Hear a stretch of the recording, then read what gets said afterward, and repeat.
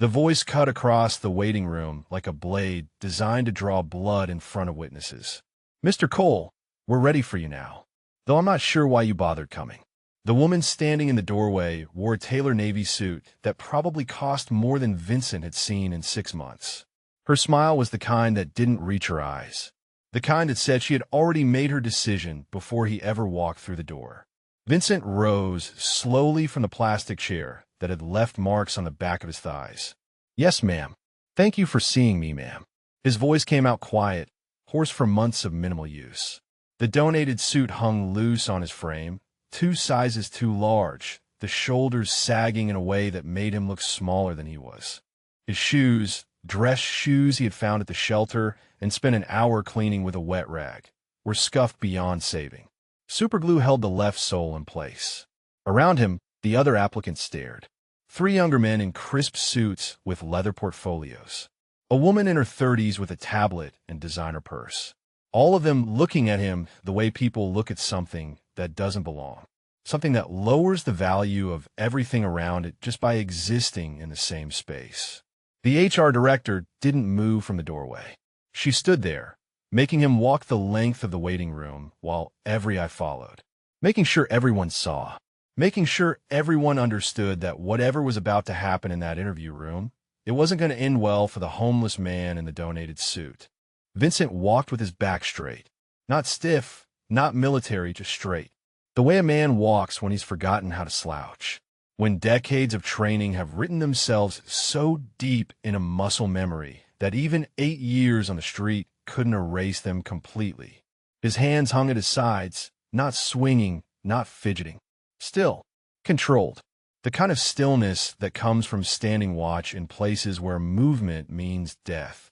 The briefcase he carried was worn leather, cracked at the corners, held together with hope in a strap that had broken twice. Inside, there wasn't much. A folder with his resume, printed at the library on paper, so cheap it felt like tissue. His dog tags, though he couldn't say why he'd brought them. And a photograph, laminated and worn soft at the edges from years of being touched in the dark.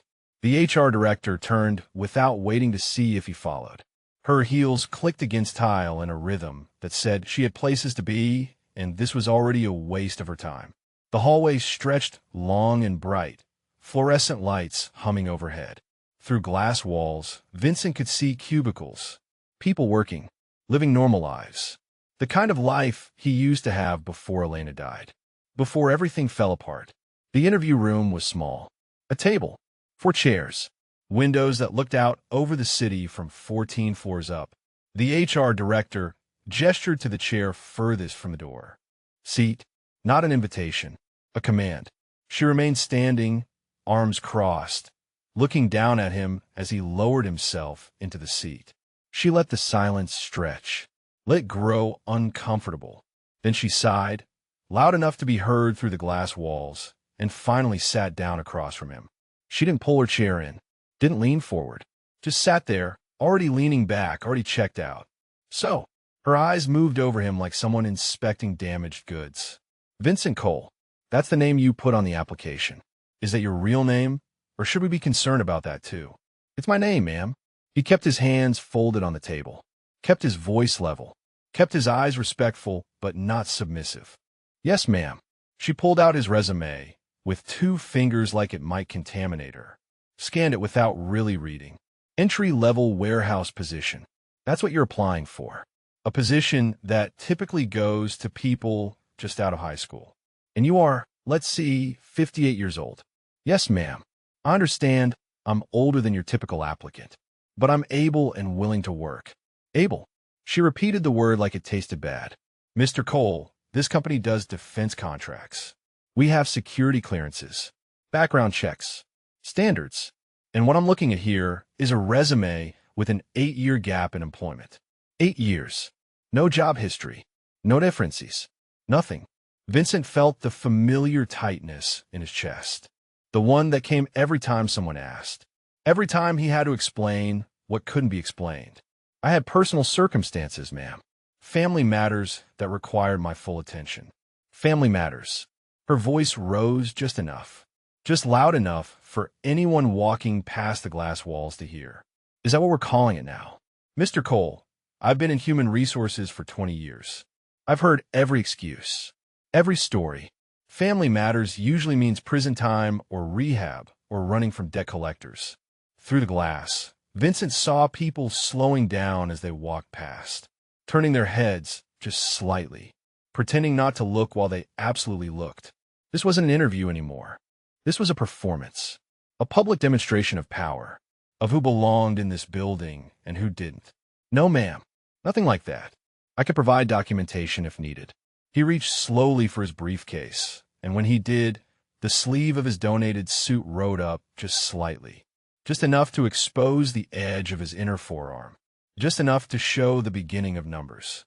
Coordinates, tattooed in precise military font. The HR director didn't notice. She was too busy checking her watch, making sure he saw her check it, making sure he understood that every second he spent in this room was a second she would never get back. Documentation, right? Let me guess, you were caring for a sick relative. Or maybe you were, what's the trendy one now? Finding yourself. Taking a gap year to travel and discover your passion. No, ma'am, nothing like that. Then what? She leaned forward now, and her voice got even louder. What were you really doing for 8 years, Mr. Cole? Because from where I'm sitting, I see a man who gave up, who stopped trying, who decided it was easier to drop out than to keep showing up. Vincent's jaw tightened, just barely, just enough that someone watching closely might notice. But his voice stayed calm, respectful. Yes, ma'am, I understand how it might look. Outside, if you're watching this story from anywhere in the world, we'd love to know where you're joining us from. Drop a comment below telling us your city or country. Stories like this one about courage, sacrifice, and second chances happen everywhere. You might have a quiet legend in your own neighborhood whose humble appearance hides an extraordinary story of service. And if these stories speak to you, please consider subscribing to our channel. Your support helps us share more incredible true stories that honor the forgotten heroes among us. The HR director shuffled papers she wasn't reading, tapped her pen against the table in a rhythm designed to grate. I'm going to be honest with you, Mr. Cole. I don't know why our system even flagged your application for an interview. You're clearly not qualified. You have no recent work history, no verifiable skills, no references who can speak to your character or ability. She paused, looked directly at him with something that might have been contempt or might have been pity. Either way, it felt like being looked through rather than at. But since you're here, since you took up a slot that could have gone to someone actually qualified, I'll ask you one more time. What were you doing for 8 years? And this time, I want the truth, not some vague excuse about personal circumstances. The actual truth about why there's a massive hole in your resume where a career should be. Vincent's hand moved, unconscious habit, to touch the briefcase at his feet. Inside, the dog tags rested against the photograph. Elena's wedding ring hung on a chain, tucked in his shirt against his chest. The metal was warm from his body heat, from 8 years of being carried next to his heart, because it was all he had left of her. Ma'am, he said quietly, some things are difficult to put into words. Try. Her eyes narrowed, because right now, what I'm seeing is someone who's going to waste my time, waste this company's resources, and probably not show up for work half the time anyway. So convince me. Tell me why I shouldn't end this interview right now and call on the next candidate. Someone who actually has their life together. The words hung in the air. Through the glass walls, more people had slowed. Some had stopped entirely, pretending to look at their phones while their eyes tracked the conversation they couldn't quite hear but could definitely see. The woman in the too small donated suit. The homeless man who thought he could walk into a defense contractor and get a job.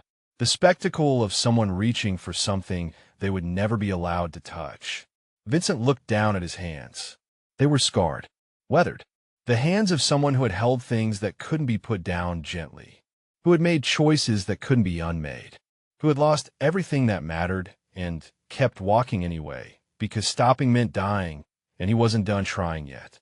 When he looked back up, his eyes met hers. And for just a second, something shifted in his posture. Something that didn't quite fit with the broken man in the donated suit. Something that suggested maybe, just maybe, there was more to Vincent Cole than anyone in this building understood. Ma'am, he said, his voice still quiet but carrying a weight that hadn't been there before, I appreciate your time. I know I'm not your typical candidate, but I assure you, I take this opportunity seriously. And if you're willing to look past the gap in my resume, I believe I can contribute meaningfully to this organization. The HR director laughed. Actually laughed out loud. Contribute meaningfully. Mr. Cole, this isn't a charity. We don't hire people out of pity. We hire people who can do the job. And nothing about you suggests you could do anything except take up space and collect a paycheck you didn't earn. She stood abruptly, chair scraping against floor. Interview over. But before Vincent could rise, before he could accept dismissal with the same quiet dignity he had walked in with, she leaned over the table, close enough that he could smell her perfume. Expensive, the kind that came in bottles smaller than his fist and cost more than he had spent on food in a month. And one more thing, Mr. Cole, those tattoos on your arm. I saw them when you reached for your briefcase. Don't think I didn't notice. A lot of people come in here claiming military service, claiming they're heroes, claiming they deserve special treatment because they wore a uniform once upon a time. But you know what I've learned? Half of them are lying, and the other half are so broken by whatever they went through that they're completely unemployable anyway. She straightened, smoothed her suit, looked down at him like something that needed to be scraped off the bottom of her shoe. So which are you, Mr. Cole? A liar, or just another broken veteran who can't handle real life? Vincent didn't move, didn't flinch, didn't let the words land the way they were meant to land. He just sat there, hands still folded on the table, back still straight, eyes still respectful, even though respect was the last thing this woman had earned. But what the HR director didn't know, what no one in that building knew, was that in exactly 12 minutes, everything she thought she understood about the world was going to shatter. And the broken homeless man sitting across from her in a donated suit 2 sizes too large was going to be revealed as something she couldn't even begin to comprehend. Because some tattoos aren't bought at surplus stores. Some tattoos are earned in blood, in places that don't exist on any map, in moments that will stay classified until everyone involved is dead. And Vincent Cole's tattoos told a story that would make her wish she had never asked the question.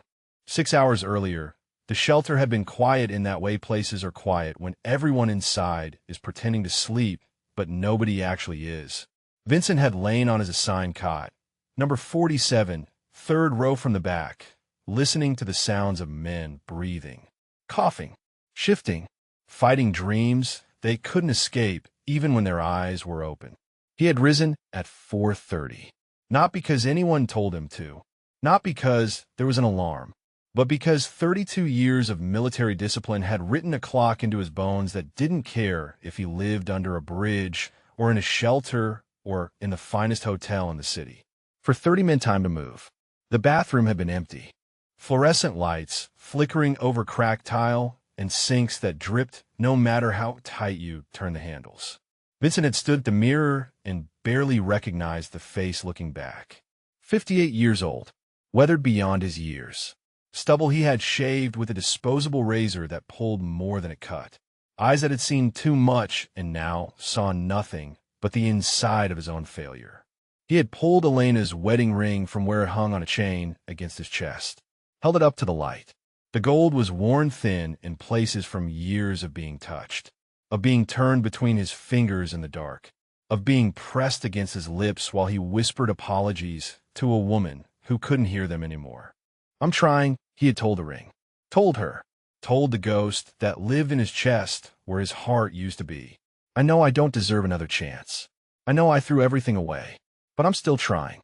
The coffee in the shelter kitchen had been weak and bitter.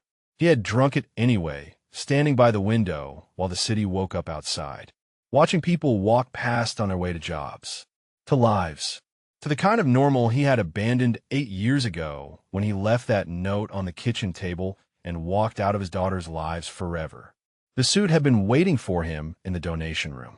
Navy blue, wool blend, 2 sizes too large because the shelter didn't have anything that fit and beggars couldn't afford to be particular about size.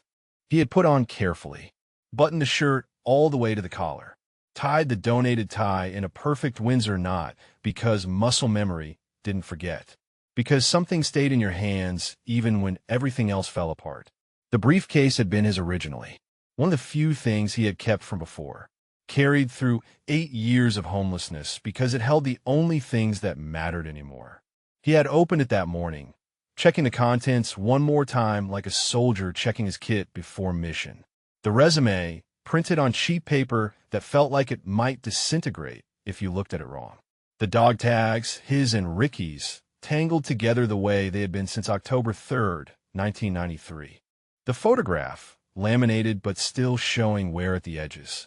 2 faces, Isabella and Sophia, 10 years old in the picture, 18 now, grown, graduated high school without him there, getting ready to finish college without him there, living lives he had forfeited the right to witness.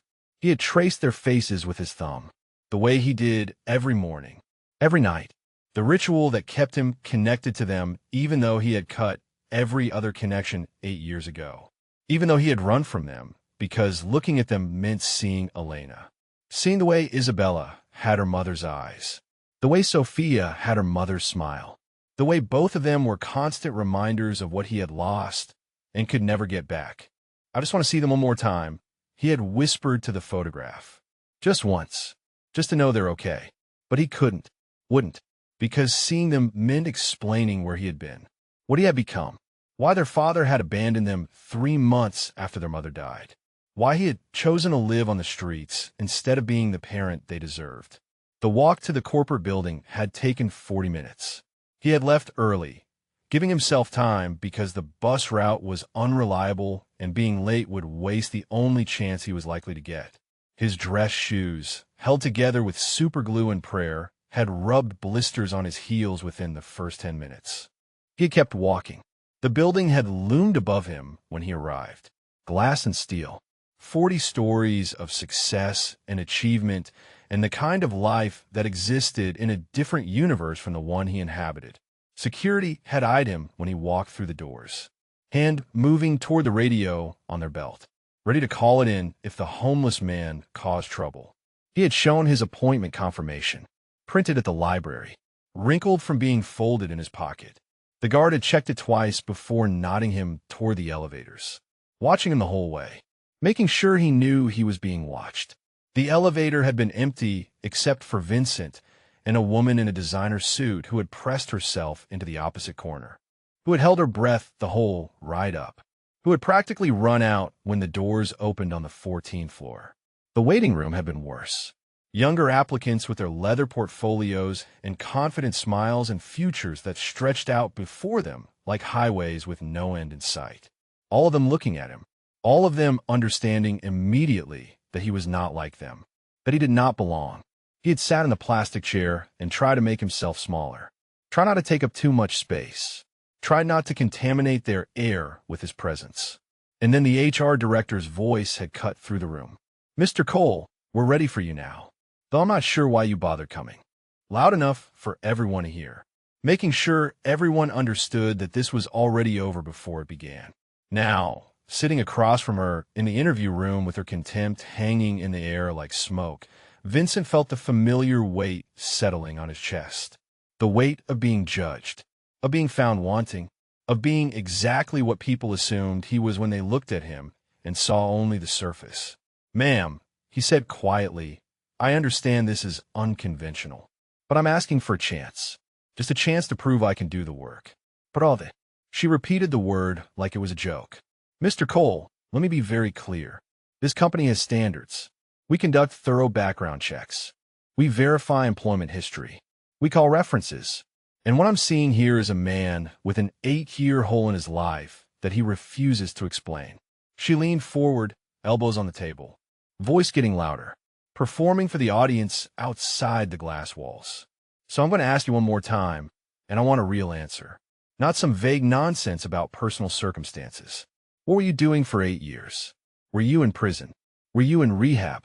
Were you just too lazy to work and decided to live off the system instead?" Vincent's hands tightened on the table, just slightly, just enough that someone watching closely might see the tendons stand out, might see the scars that covered his knuckles. Old scars, the kind that came from things breaking against them.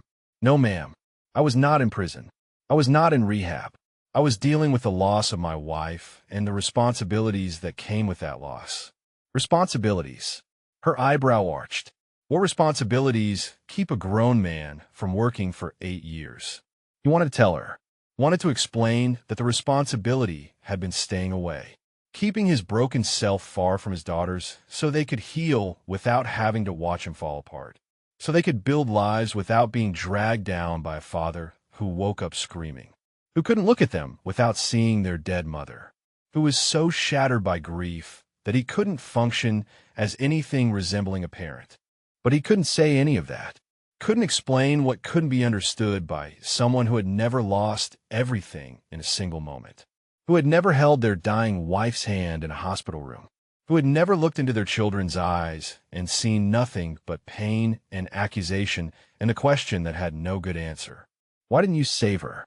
It's complicated, ma'am. Complicated. She sat back, crossed her arms. Everything is complicated when you're making excuses. You know what's not complicated?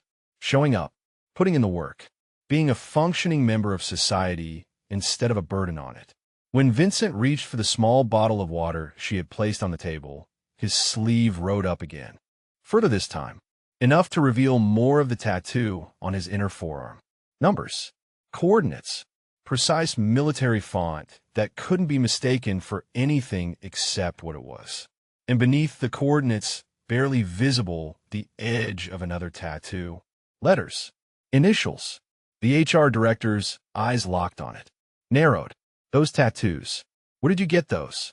Vincent pulled his sleeve back down. Slowly, carefully. Ma'am, I serve in the Army. 24 years active duty. Her laugh was sharp, bitter. Oh, here we go. Of course you did. Let me guess, Special Forces. Black Ops. Secret missions. And that's why you can't tell me what you were doing for 8 years. No, ma'am. My service ended well before the gap in my employment. I was honorably discharged in 2007. So you served. Fine. Lots of people serve. That doesn't give you a free pass to drop out of life for 8 years. That doesn't mean this company owes you a job. I'm not asking for a free pass, ma'am. I'm asking for an opportunity to work, to contribute, to earn my place. Earn. She shook her head. You want to earn your place? Then start by being honest. Start by telling me the real reason you have an 8-year gap. Start by explaining why I should take a chance on someone who clearly gave up on himself. Outside the glass walls, more people had stopped. A small crowd now. Watching the show. Watching the homeless man in the donated suit get taken apart piece by piece by the HR director who knew how to make examples out of people who didn't belong. And Vincent sat there, hands folded back straight, taking it. Because he deserved it. Because she wasn't wrong about him being broken. Because sometimes the only thing left to do was endure. But what she didn't know, what she couldn't see beneath the donated suit and the weathered face and the years of homelessness, was that those tattoos on his arm weren't decorations. They were coordinates to places she had never heard of, to operations that remained classified, to moments when Vincent Cole had been someone very different from the broken man sitting across from her now. And in exactly 8 minutes, when she pushed just a little bit harder, when she made one more accusation, everything she thought she knew was going to come crashing down. The HR director stood abruptly, chair scraping against tile loud enough to make people outside the glass walls turn their heads. She pulled her phone from her pocket, unlocked it with quick, angry jabs of her finger, started typing. What are you doing, ma'am? She didn't look up. Calling security. I think we're done here. I think you need to leave before you waste any more of my time or this company's resources. Vincent remained seated, hands still folded on the table, voice still quiet. Ma'am, I haven't done anything wrong. I came here for a job interview. I filled out the application honestly. I showed up on time. I've been respectful. Respectful. She barked out a laugh. You've been evasive. You've been dishonest. And frankly, I think those tattoos are stolen valor. I think you're one of those people who buys military gear at surplus stores and pretends to be something you're not. The words landed like physical blows. Vincent felt his jaw tighten, felt something cold settle in his chest. The same cold that used to come before missions. Before the moment when everything went silent and the only thing that mattered was the shot. Ma'am, with respect, I earned these tattoos. I earned every mark on my body. And I would never dishonor the service of others by pretending to be something I'm not. The HR director finally looked up from her phone. Her eyes were bright with something that might have been anger or might have been satisfaction. Either way, she was enjoying this, enjoying the power, enjoying the moment when she got to decide who belonged and who didn't. Earn them. Sure. And I'm supposed to just take your word for that. You know what I think, Mr. Cole? I think you're fraud. I think you've been lying to get sympathy, to get handouts, to manipulate people into feeling sorry for you. She stepped around the table, moving closer, invading his space in a way that was meant to intimidate, to make him back down, to make him leave before she had to actually call security and make a scene. I think you probably did serve. Maybe. For a year or two. Probably got discharged for behavioral issues. Couldn't handle the discipline. Couldn't follow orders. And now you walk around with fake tattoos and fake stories, trying to guilt people into giving you things you didn't earn. Through the glass walls, the crowd had grown. At least 8 people now. Some of them had phones out, recording, documenting. This was going to be a story they told later. About the homeless man who tried to scam his way into a job at a defense contractor. About the HR director who saw through him. Vincent's hands remained still on the table. But something in his posture had changed. The slouch was gone. The deference was gone. What remained was something harder. Something that didn't quite fit with the donated suit and the scuffed shoes. Ma'am, I understand you're frustrated. I understand this isn't a typical interview. But I'm asking you, with respect, to reconsider. To give me a chance to prove my worth through work rather than words. The HR director leaned down, close enough that he could see the makeup caking in the fine lines around her eyes. Close enough that her voice was almost a hiss. I don't give chances to liars, Mr. Cole. And I especially don't give chances to people who disrespect actual veterans by pretending to be something they're not. So here's what's going to happen. You're going to stand up. You're going to walk out of this building. And if I ever see another application from you, I'm going to report you to the authorities for stolen valor. Do we understand each other? Before Vincent could respond, the door to the interview room opened. Not forcefully, not dramatically, just opened, smooth and controlled, and a man stepped inside. He was in his early 50s. Asian features. Graying hair, cut military short. Suit that actually fit, tailored and expensive. He carried himself with the kind of confidence that came from knowing exactly who he was and never needing to prove it to anyone. The HR director straightened, surprise flickering across her face. Mr. Chun, I didn't realize you were. We're just finishing up here. Robert Chin didn't look at her. His eyes were locked on Vincent, specifically on the edge of Vincent's forearm where the sleeve had written up again, on the numbers visible there, on the precise military font that couldn't be faked. Chin's face had gone very still, very pale. His hand, hanging at his side, had begun to tremble. I'm sorry to interrupt, Denise. His voice was controlled, too controlled, the kind of control that came from keeping something massive contained. But I need to speak with Mr. Cole, privately. The HR director's eyebrows shot up. Mr. Chun, with all due respect, I'm conducting an interview here. This candidate is not qualified. In fact, I believe he's misrepresenting his service record. I was just about to call security. Chin finally looked at her, and whatever she saw in his eyes made her take a step back. Denise, you need to leave. Now. But I'm the one conducting the interview. This is my responsibility. I can't just now. His voice didn't rise. Didn't need to.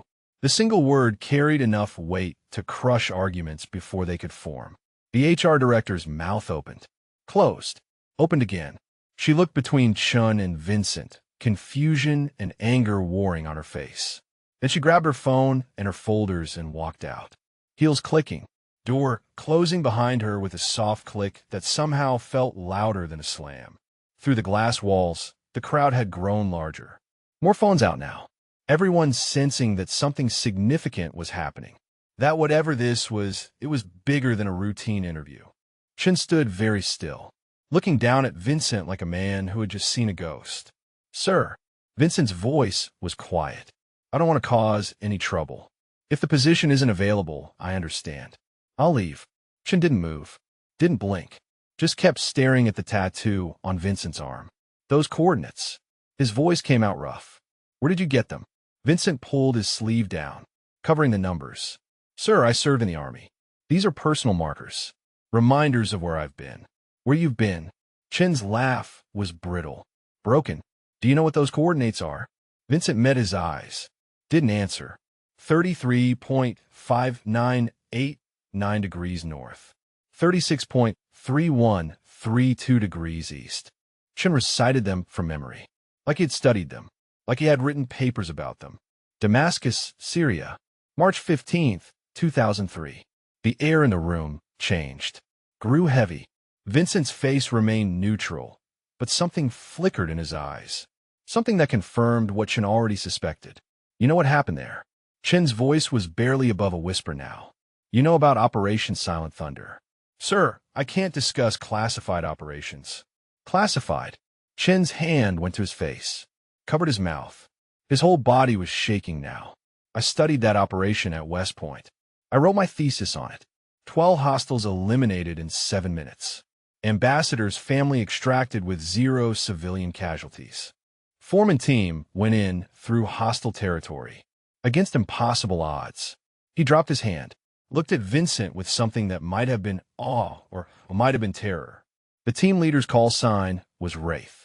The after-action report is still classified, but the legend is known throughout the special operations community. They say he was Delta.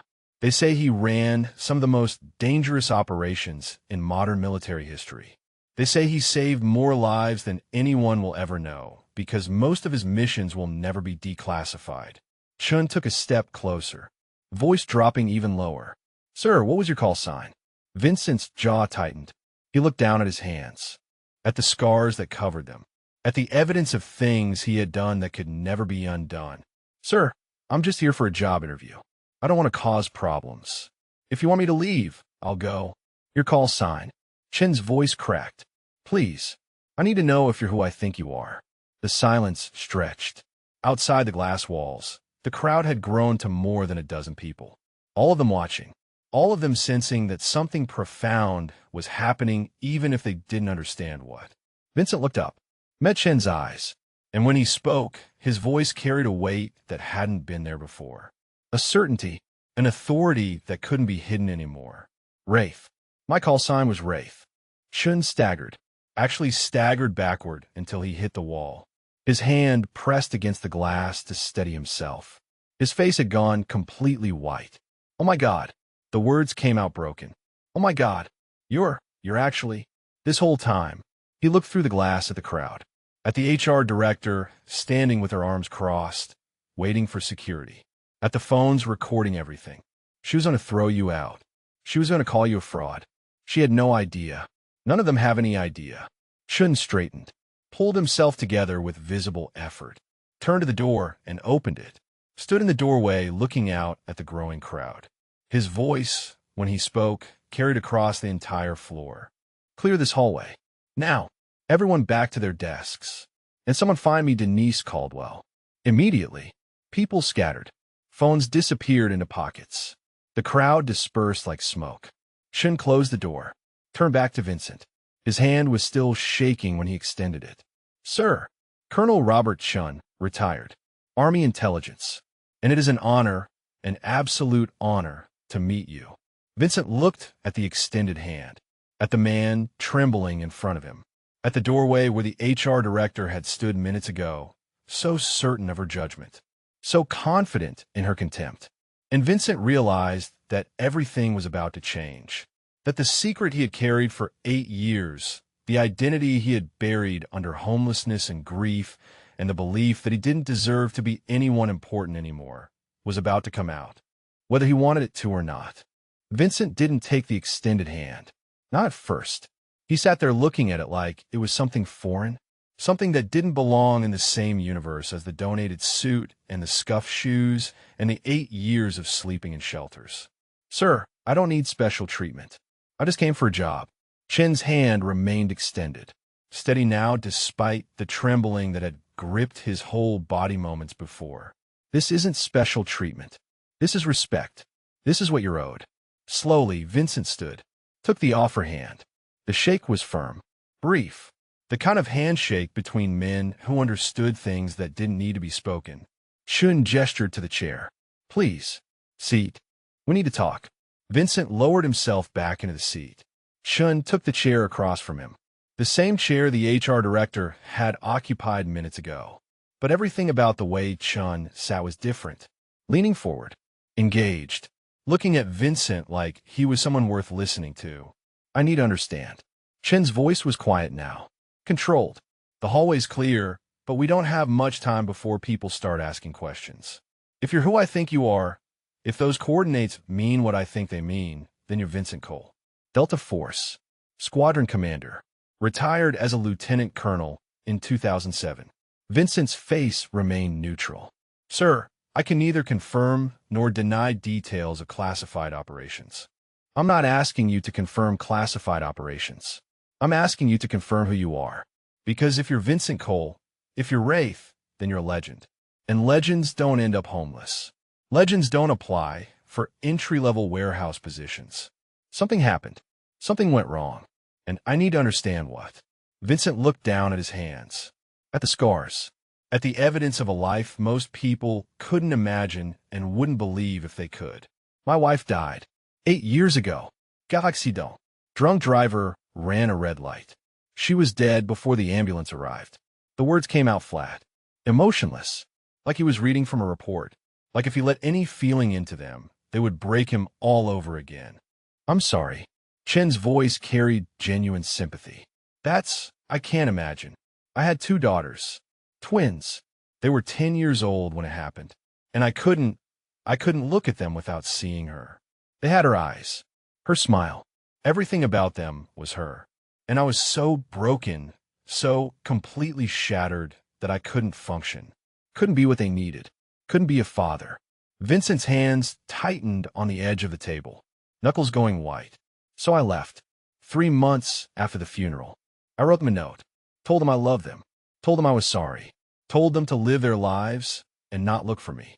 And I walked out because I thought they would be better off without having to watch me fall apart.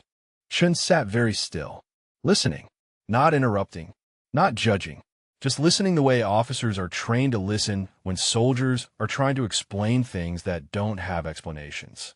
The smell of diesel fuel hit him suddenly. Sharp and acrid. Not real. Just memory. Just the way trauma works, reaching up from the past to grab you when you least expect it. Vincent's eyes lost focus for just a second. Just long enough to be somewhere else. Mogadishu, October 3rd, 1993. The heat was unbearable. The kind of heat that makes you feel like you're breathing through wet cloth. Vincent had been 26 years old. Fresh to Delta. Eager to prove himself, ready to change the world one mission at a time. The operation had been supposed to be simple. Fast rope into the city. Grab the target. Exfiltrate in under an hour. Clean. Controlled. By the book. But the first Black Hawk went down. Then the second. And suddenly simple became chaos. Controlled became survival. By the book became whatever it takes to get your brothers home. Vincent had been positioned on a rooftop. Overwatch. His rifle scope had shown him everything. The crowd gathering. The militants organizing. The odds shifting from bad to impossible. His point man had been SSG Ricardo Vaughn. Ricky, 24 years old.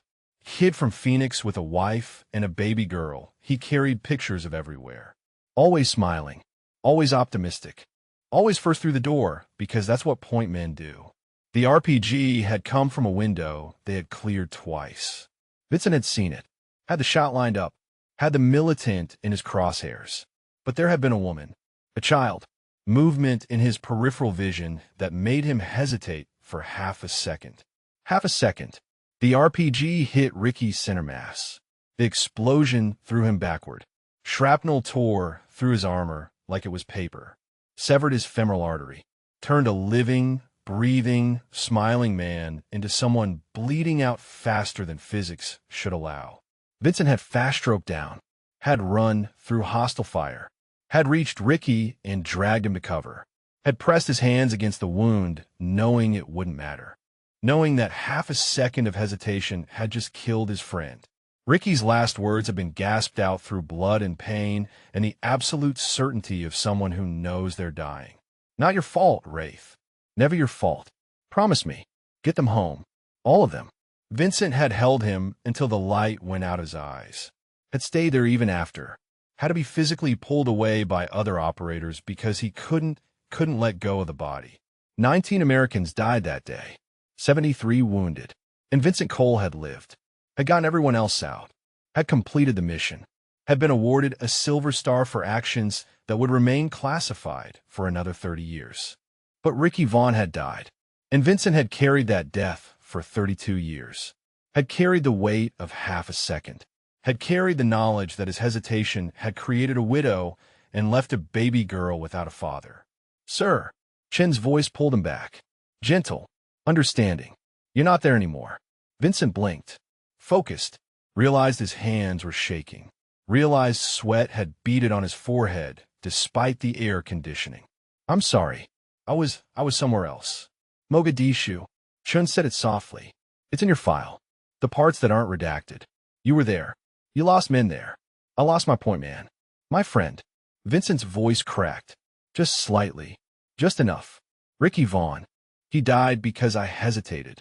Because I saw a movement and I thought it was a civilian and I held my shot for half a second. Half a second was all it took. And you've been carrying that for 32 years. Vincent looked up. Met Chen's eyes. Every day. Every single day. I see his face. I hear his last words. I feel his blood on my hands. And when Elena died, when I lost her too, I couldn't carry both. I couldn't be strong for my daughters when I was barely holding myself together. So I ran. I left them. I became exactly what everyone in this building thinks I am. A failure. A burden. Someone who gave up. Chen leaned back in his chair. Processing. Thinking. When he spoke again, his voice was measured. Do your daughters know who you were? What you did? They know I served. They know I was Delta, but they don't know the details. Most of it is still classified, and it doesn't matter anymore. That was a different life. A different person. The man who did those things doesn't exist anymore. He exists. Shun gestured at Vincent. He's sitting right here, wearing a donated suit and asking for a warehouse job. But he's still here, still trying. That takes more courage than anything you did in uniform. Vincent shook his head. No, courage is doing the right thing when it's hard. I did the wrong thing. I abandoned my children. I threw away everything that mattered because I was too weak to face my own pain. Or maybe you were so damaged by 32 years of carrying impossible weight that you finally broke. And maybe instead of judging yourself for breaking, you should ask yourself why you're still here. Why you're still trying. The question hung in the air. Vincent didn't have an answer. Or maybe he did and just couldn't say it. Couldn't admit that he was still here because he wanted to see his daughters one more time. Wanted to know they were okay. Wanted to maybe, possibly, earn the right to be their father again, even though he knew he didn't deserve it. Through the glass walls, Vincent could see people gathering again, keeping their distance this time, but watching, waiting, sensing that something important was happening in this room. Chen followed his gaze, then looked back at Vincent. Here's what's going to happen. I'm the VP of operations for this company.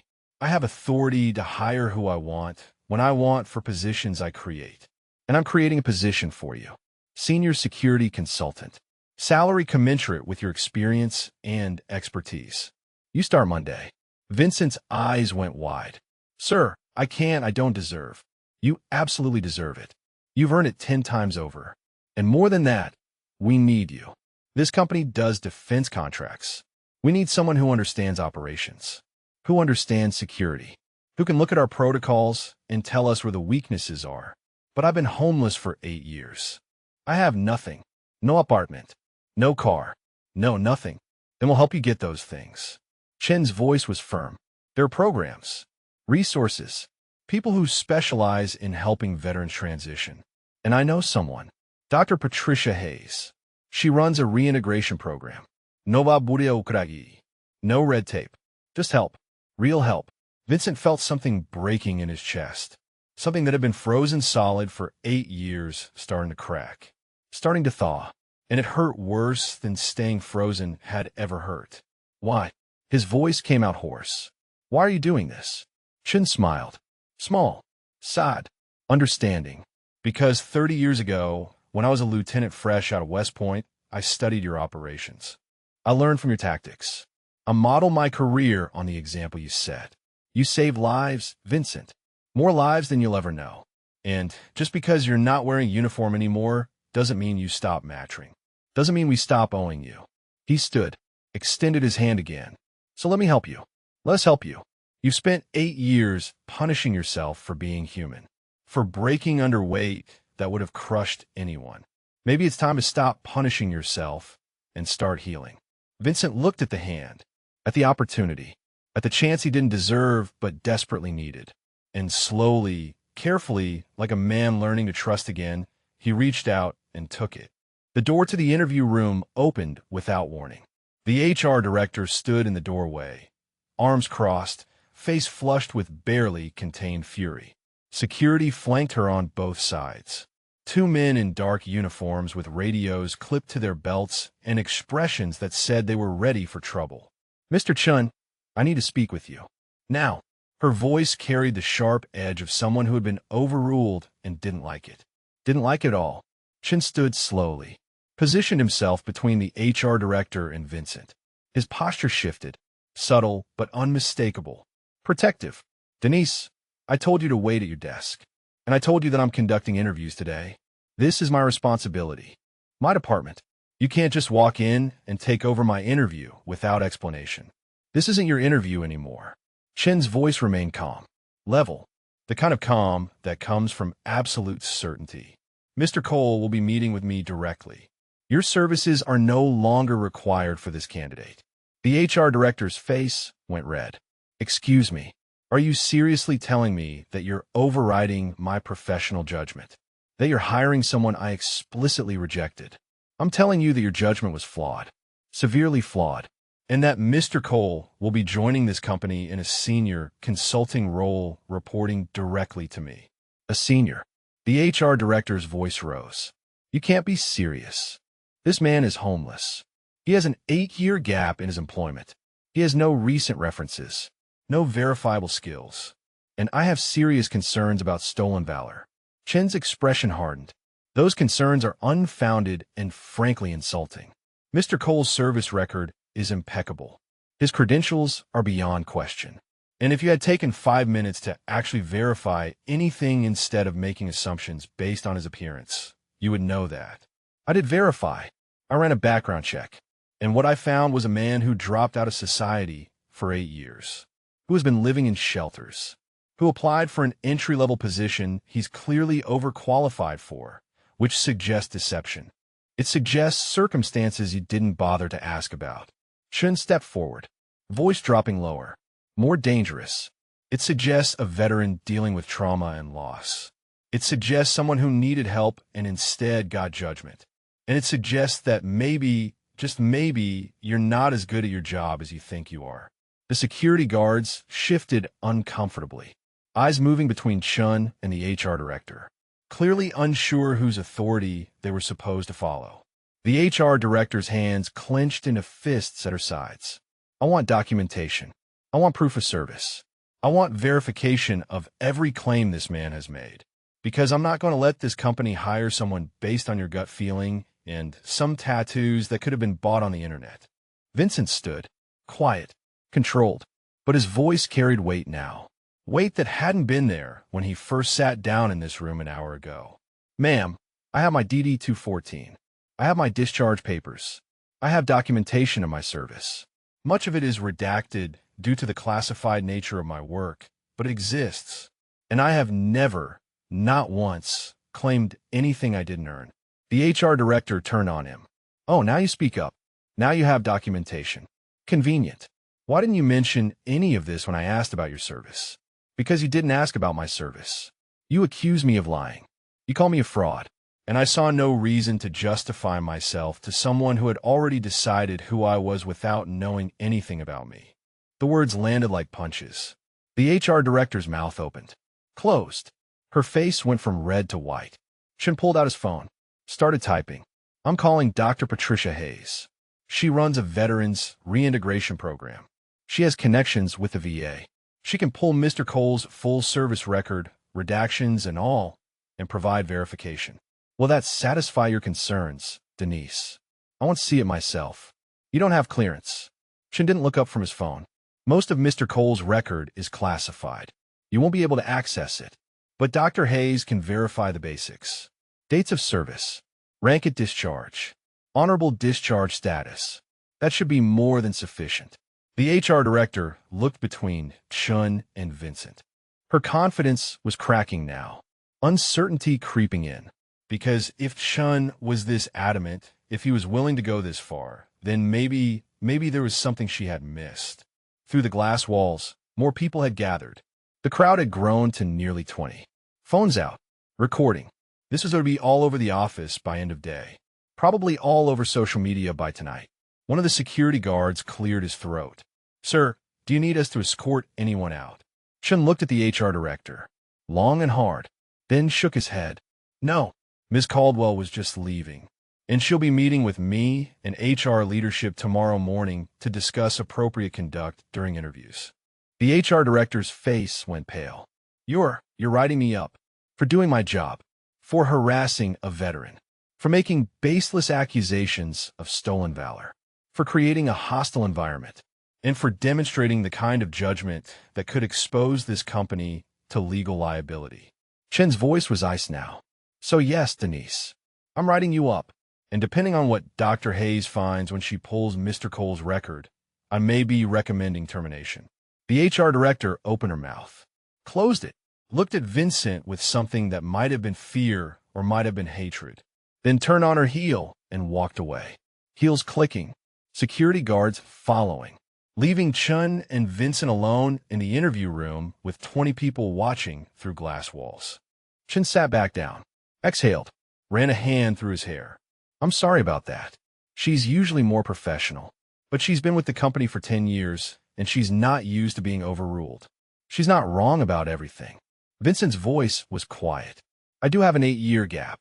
I'm homeless, and I did apply for a position I'm overqualified for, because I didn't think anyone would hire me for anything else. Chun looked at him, really looked, saw the shame, the self-loathing, the absolute conviction that Vincent Cole didn't deserve anything better than the bottom rung of a ladder he used to command from the top. Tell me about your daughters. Chen's voice gentled. You said they're 18 now. Vincent's hand moved automatically to his chest, to where Elena's ring hung beneath his shirt. Isabella and Sophia. They just started their freshman year at Georgetown. Pre-med. Both of them. They want to be doctors. How do you know that? Vincent hesitated. I keep track. From a distance. I have a friend. Someone from before. He checks on them sometimes. Sends me updates. I know I don't have a right to know. But I couldn't completely let go. Have they been looking for you? Yes. Vincent's voice cracked. According to my friend, they've been looking since the day I left. They hired private investigators. They posted on missing persons sites. They never stopped. And every time I hear that, it kills me. Because I'm the one who left. I'm the one who made them search. And I don't deserve to be found. Chun was quiet for a long moment. Then he pulled out his phone again. Started scrolling. Dr. Hayes runs a program specifically for situations like this. Veterans who are estranged from family. Who need help reintegrating not just with society, but with the people they left behind.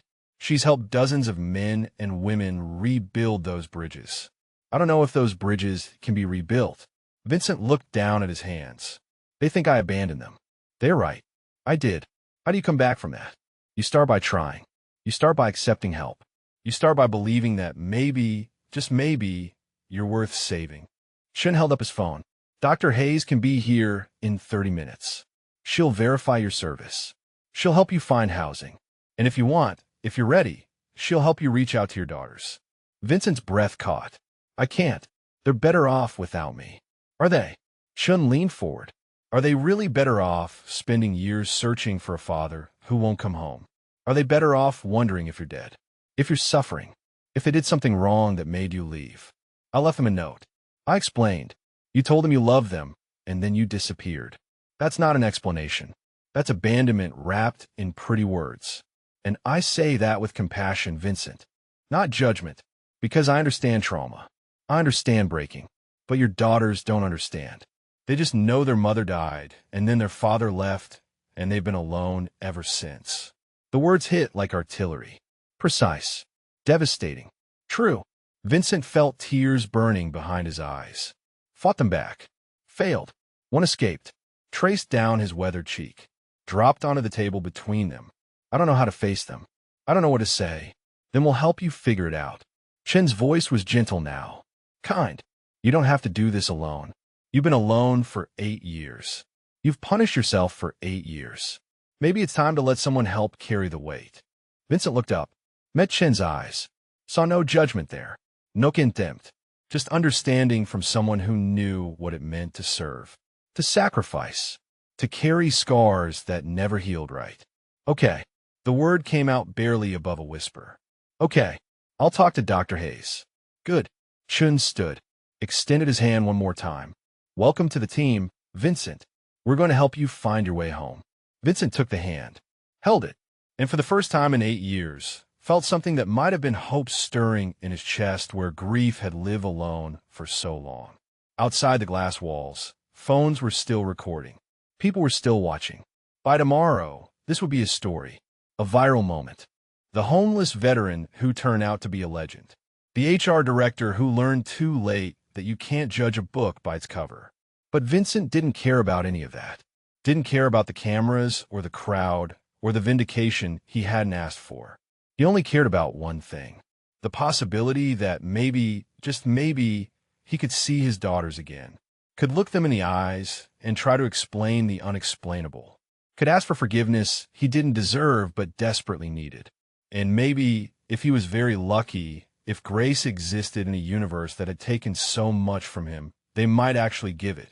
Dr. Patricia Hayes arrived 23 minutes later. Vincent heard her before he saw her. Quick footsteps. Purposeful. The sound of someone who didn't waste time and didn't tolerate excuses. Chun had moved Vincent to a private conference room on the 15th floor. Away from the glass walls.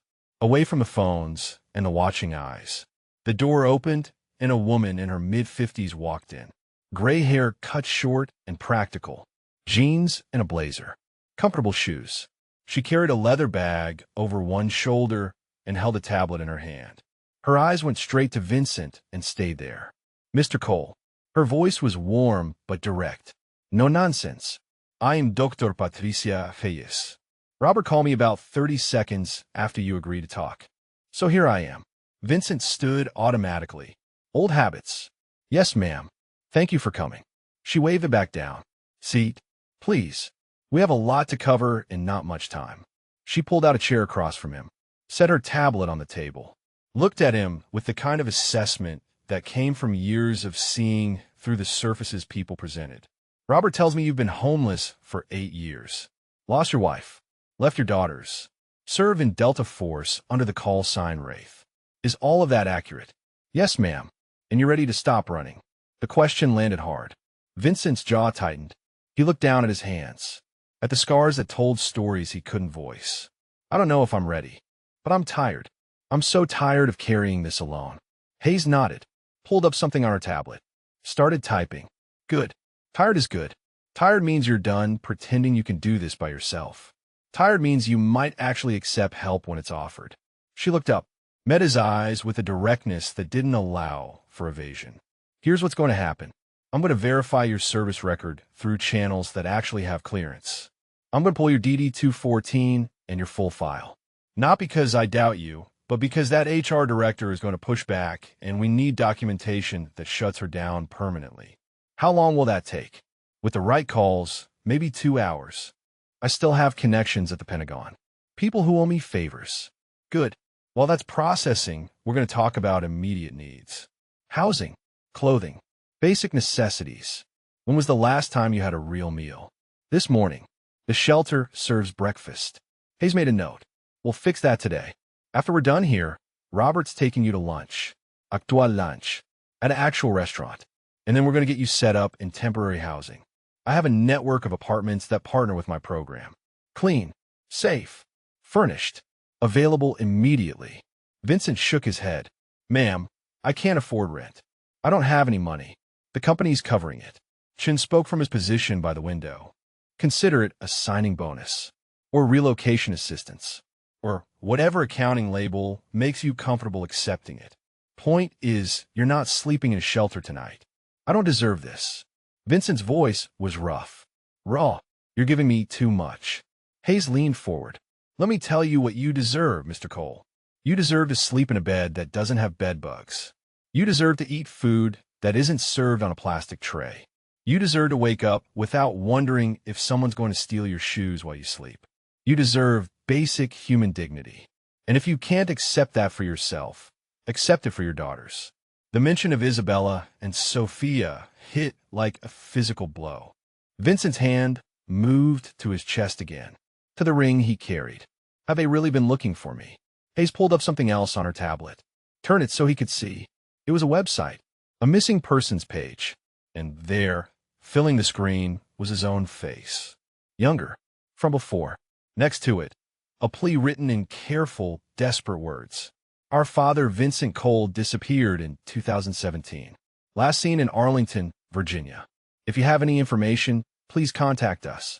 We just want to know he's safe. We love him, and we want to come home. Below the text were two names. Isabella Cole, Sophia Cole, and a phone number. Vincent's vision blurred. His throat closed. He couldn't breathe, couldn't think, couldn't process that his daughters had been this active, this desperate, this public about their search. They update it every year. Hayes's voice was gentle now. On the anniversary of the day you left, they post on social media. They contact homeless shelters. They never stopped hoping you'd see it and reach out. Why? The word came out broken. Why would they keep looking? I abandoned them. Because they're your daughters. Because you're their father. Because love doesn't stop just because someone leaves. It just hurts more. Vincent put his head in his hands, shoulders shaking. The tears he had been holding back for 8 years, the grief he had been carrying like a stone in his chest, finally breaking through the walls he had built. Hayes let him cry. Didn't try to comfort. Didn't try to stop it.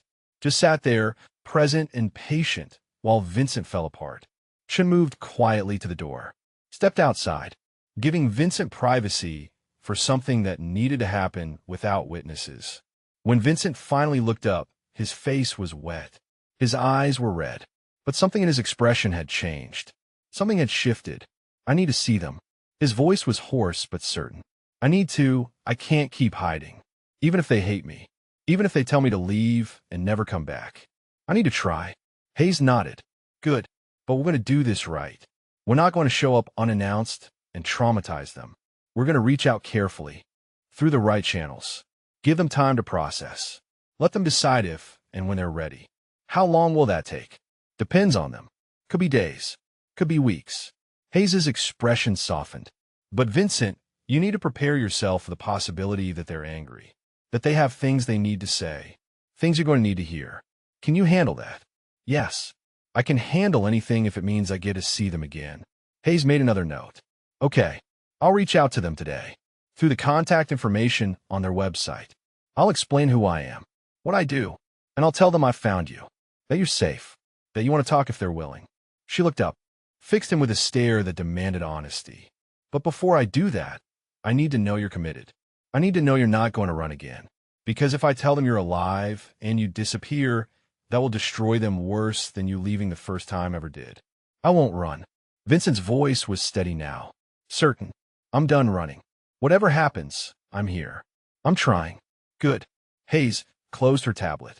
Stood. Then I'll make the call this afternoon. And Vincent, whatever they say, whatever their response is, you're going to have support. You're going to have people helping you through this. You're not alone anymore. The door opened. Chin stepped back in, followed by someone Vincent hadn't seen before. A young woman in her late 20s. Professional attire. Holding a phone in one hand and looking slightly overwhelmed. Sir, this is Maya Torres. She's one of our junior recruiters. She was filming interviews for training purposes earlier. Chin's voice was careful, controlled. She has footage of your interview with Ms. Caldwell, of everything that happened. And it's already gone viral. Vincent's eyes widened. What? Maya stepped forward. Phone extended. Screen showing a video with numbers beneath it. View counts in the hundreds of thousands. Comments scrolling faster than anyone could read. I'm so sorry. I didn't mean for it to spread like this. I posted it on my personal account because I thought people should see how MS Caldwell was treating you. And then someone shared it. And then it exploded. The video was playing. Vincent could see himself on screen, sitting in the interview room, the HR director's voice cutting through, making accusations, calling him a fraud, and then Chen entering. The confrontation, the revelation. Someone had added captions. Text appearing over the footage explaining who Vincent was, what Wraith meant, what Operation Silent Thunder had been. The legend they were watching get humiliated by someone who didn't know who she was talking to. The comments were brutal. People calling for the HR director's termination. People praising Vincent. People sharing their own stories of being judged, being dismissed, being underestimated.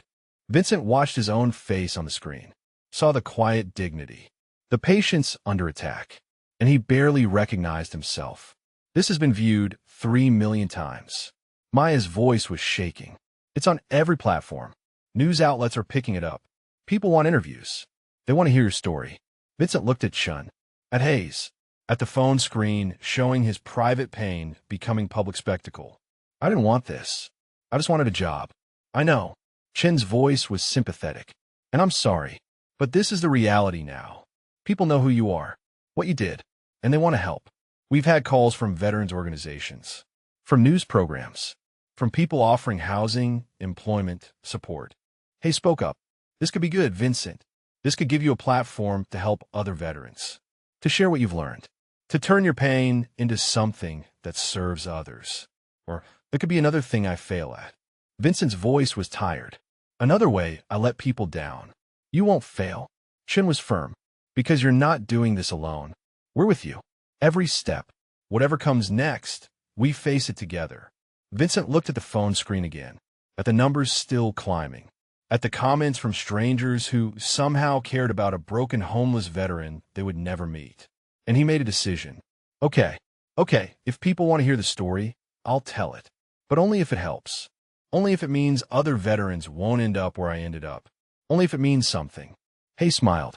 Small but genuine. That's exactly the right reason. She gathered her things, started toward the door, then paused, turned back. Vincent, about your daughters. When I reach out, what do you want me to tell them? Vincent thought about it. About Isabella and Sophia. About 8 years of absence. About all the words he should have said and didn't. Tell them I'm sorry. Tell them I love them.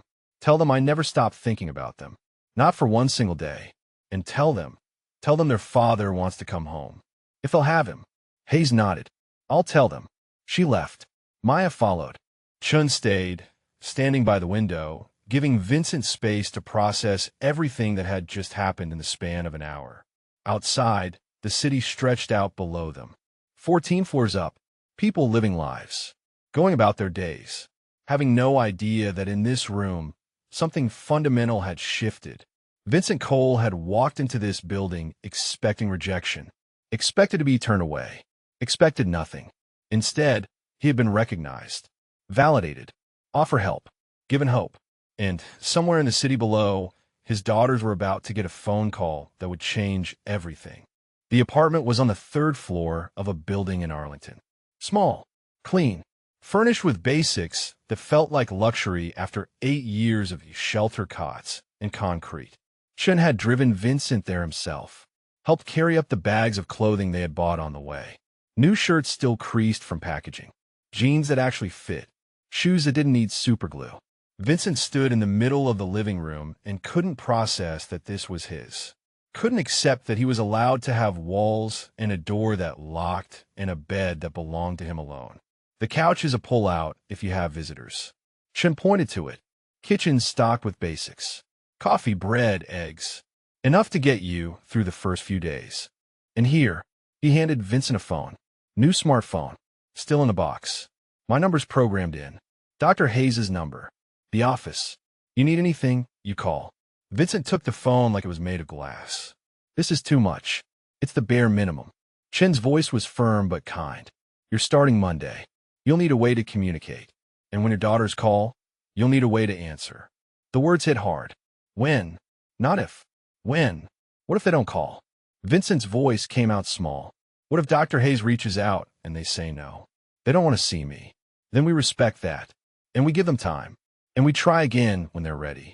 Chen moved to the window, looked out at the street below. But Vincent, I don't think that's going to happen. I saw that website. I read what they wrote. Those are not the words of daughters who don't want their father back. They were 10 when I left. They're 18 now. They've built lives without me. Maybe they're better off keeping it that way. Maybe. Chen turned back. Or maybe they've spent 8 years with a hole in their lives that only you can fill. Maybe they've needed their father every single day and couldn't have him. Maybe giving them the choice to decide for themselves is the bravest thing you can do.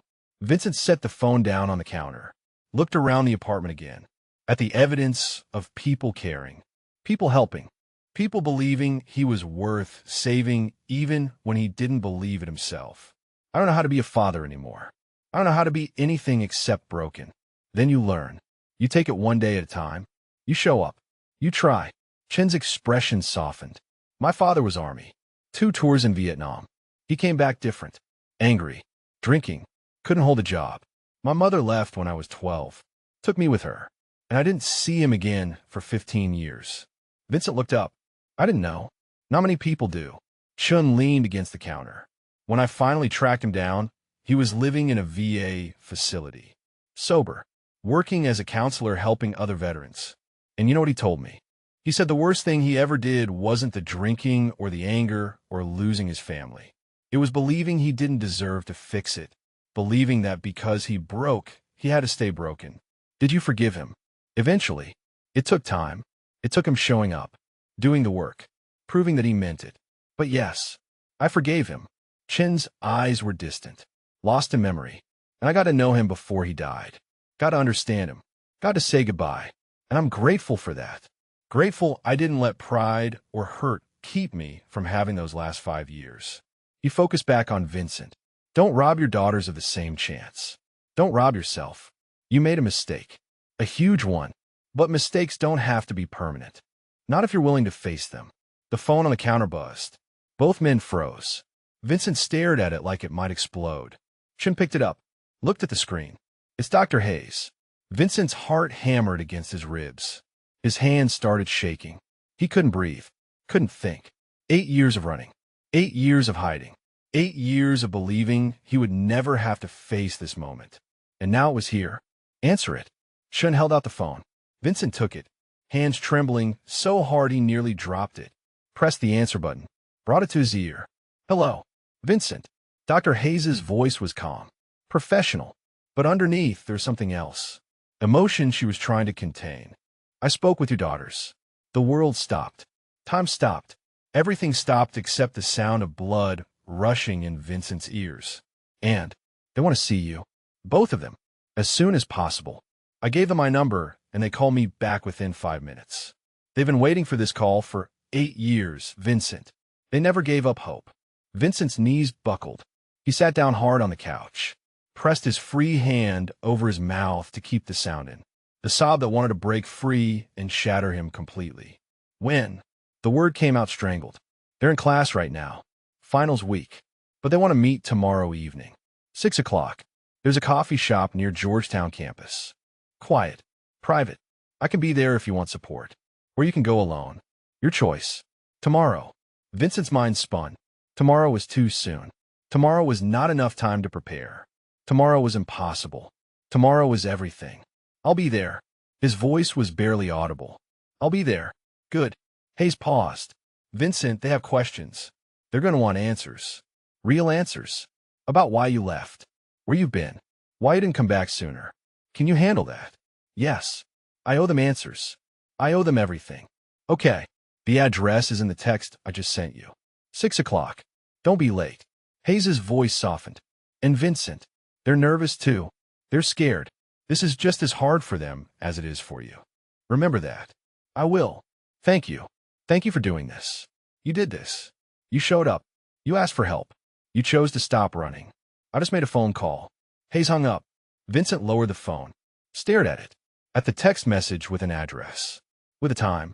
With the coordinates for a meeting that terrified him more than any combat mission ever had. Chin sat down beside him, put a hand on his shoulder. You okay? No. Vincent's voice cracked. I'm not okay. I'm terrified. What if they look at me and see a stranger? What if they can't forgive me? What if I make it worse? What if you don't? What if they look at you and see their father? What if they've been waiting 8 years just to hear you say you're sorry? What if this is the beginning of healing for all of you?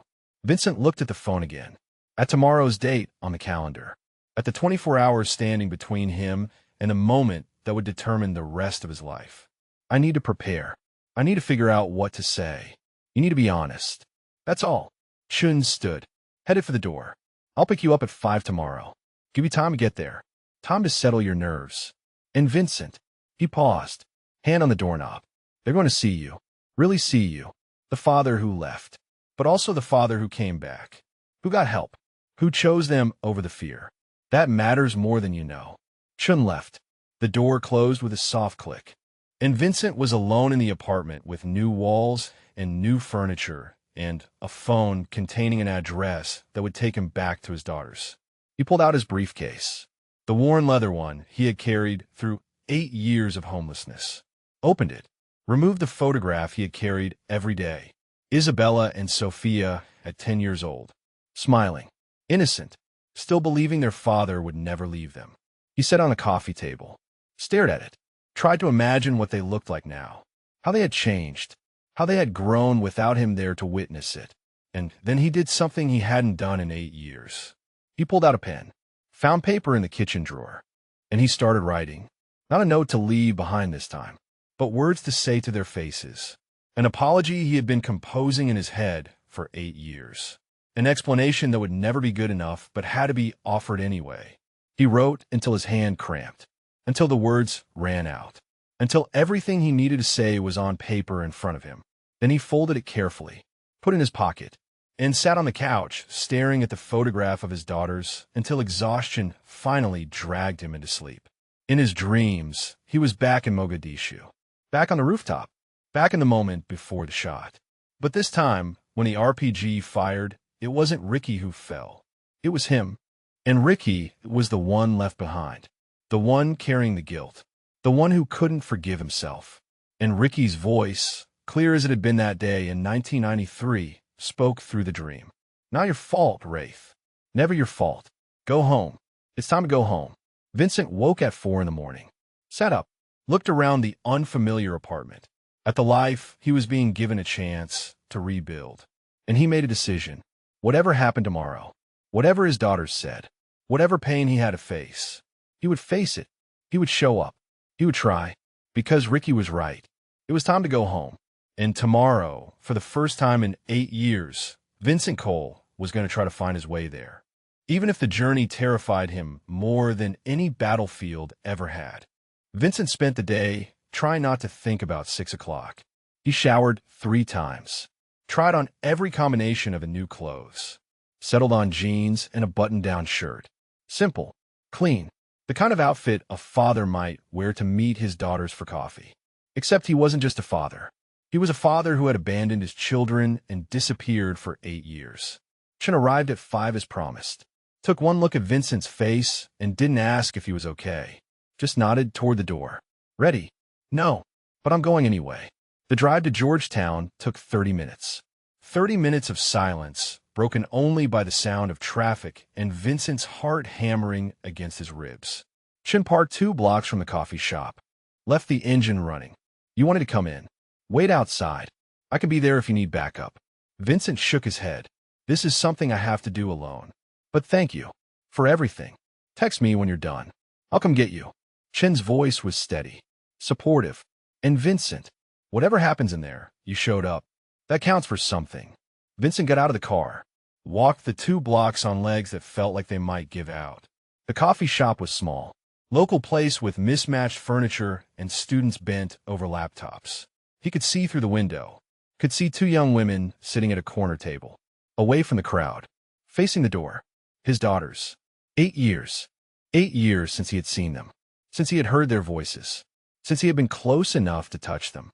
And now they were right there, 20 feet away, separated only by a door and the weight of everything he had done wrong. Isabella had Elena's dark hair, worn long and straight. Sophia had cut hers short. Both of them looked older, harder, like they had learned too young that the world takes things away and doesn't ask permission. They wore Georgetown sweatshirts, had coffee cups in front of them, hands wrapped around the ceramic like they needed something to hold on to. Vincent's hand went to his pocket, to the letter he had written, the apology he had spent all night crafting. Words that would never be enough, but were all he had to offer. He pushed open the door. A bell chimed. Both women looked up, and time stopped.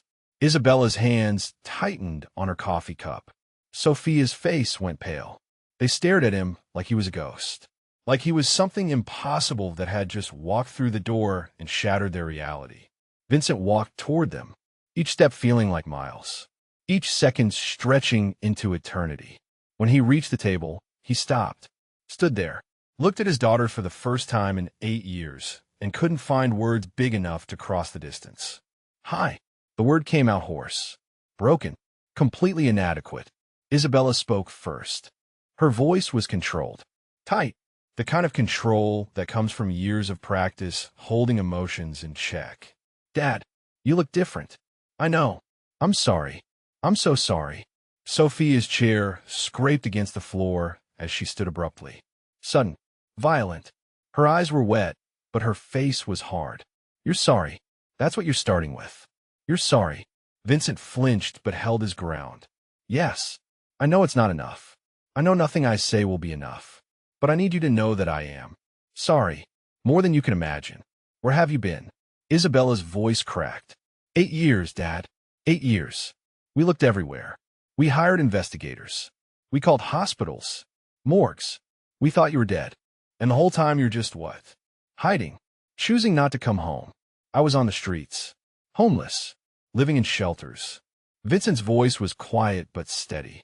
After your mother died, I couldn't function. Couldn't look at you without seeing her. And I thought you would be better off without me. Better off. Sophia's voice rose. People in the coffee shop turned to look. Better off without a father. Better off wondering if you were alive. Better off thinking we did something wrong that made you leave. You didn't do anything wrong. Vincent's hand shook. This was all me. All my failure. My weakness. You were perfect. You're perfect. I was the one who was broken. Then why didn't you get help? Isabella leaned forward, voice dropping to a harsh whisper. Why didn't you talk to us? To someone. Anyone. Why did you just disappear like we meant nothing to you? Because I thought I was protecting you. Vincent felt tears burning. Because I was drowning and I didn't want to drag you down with me.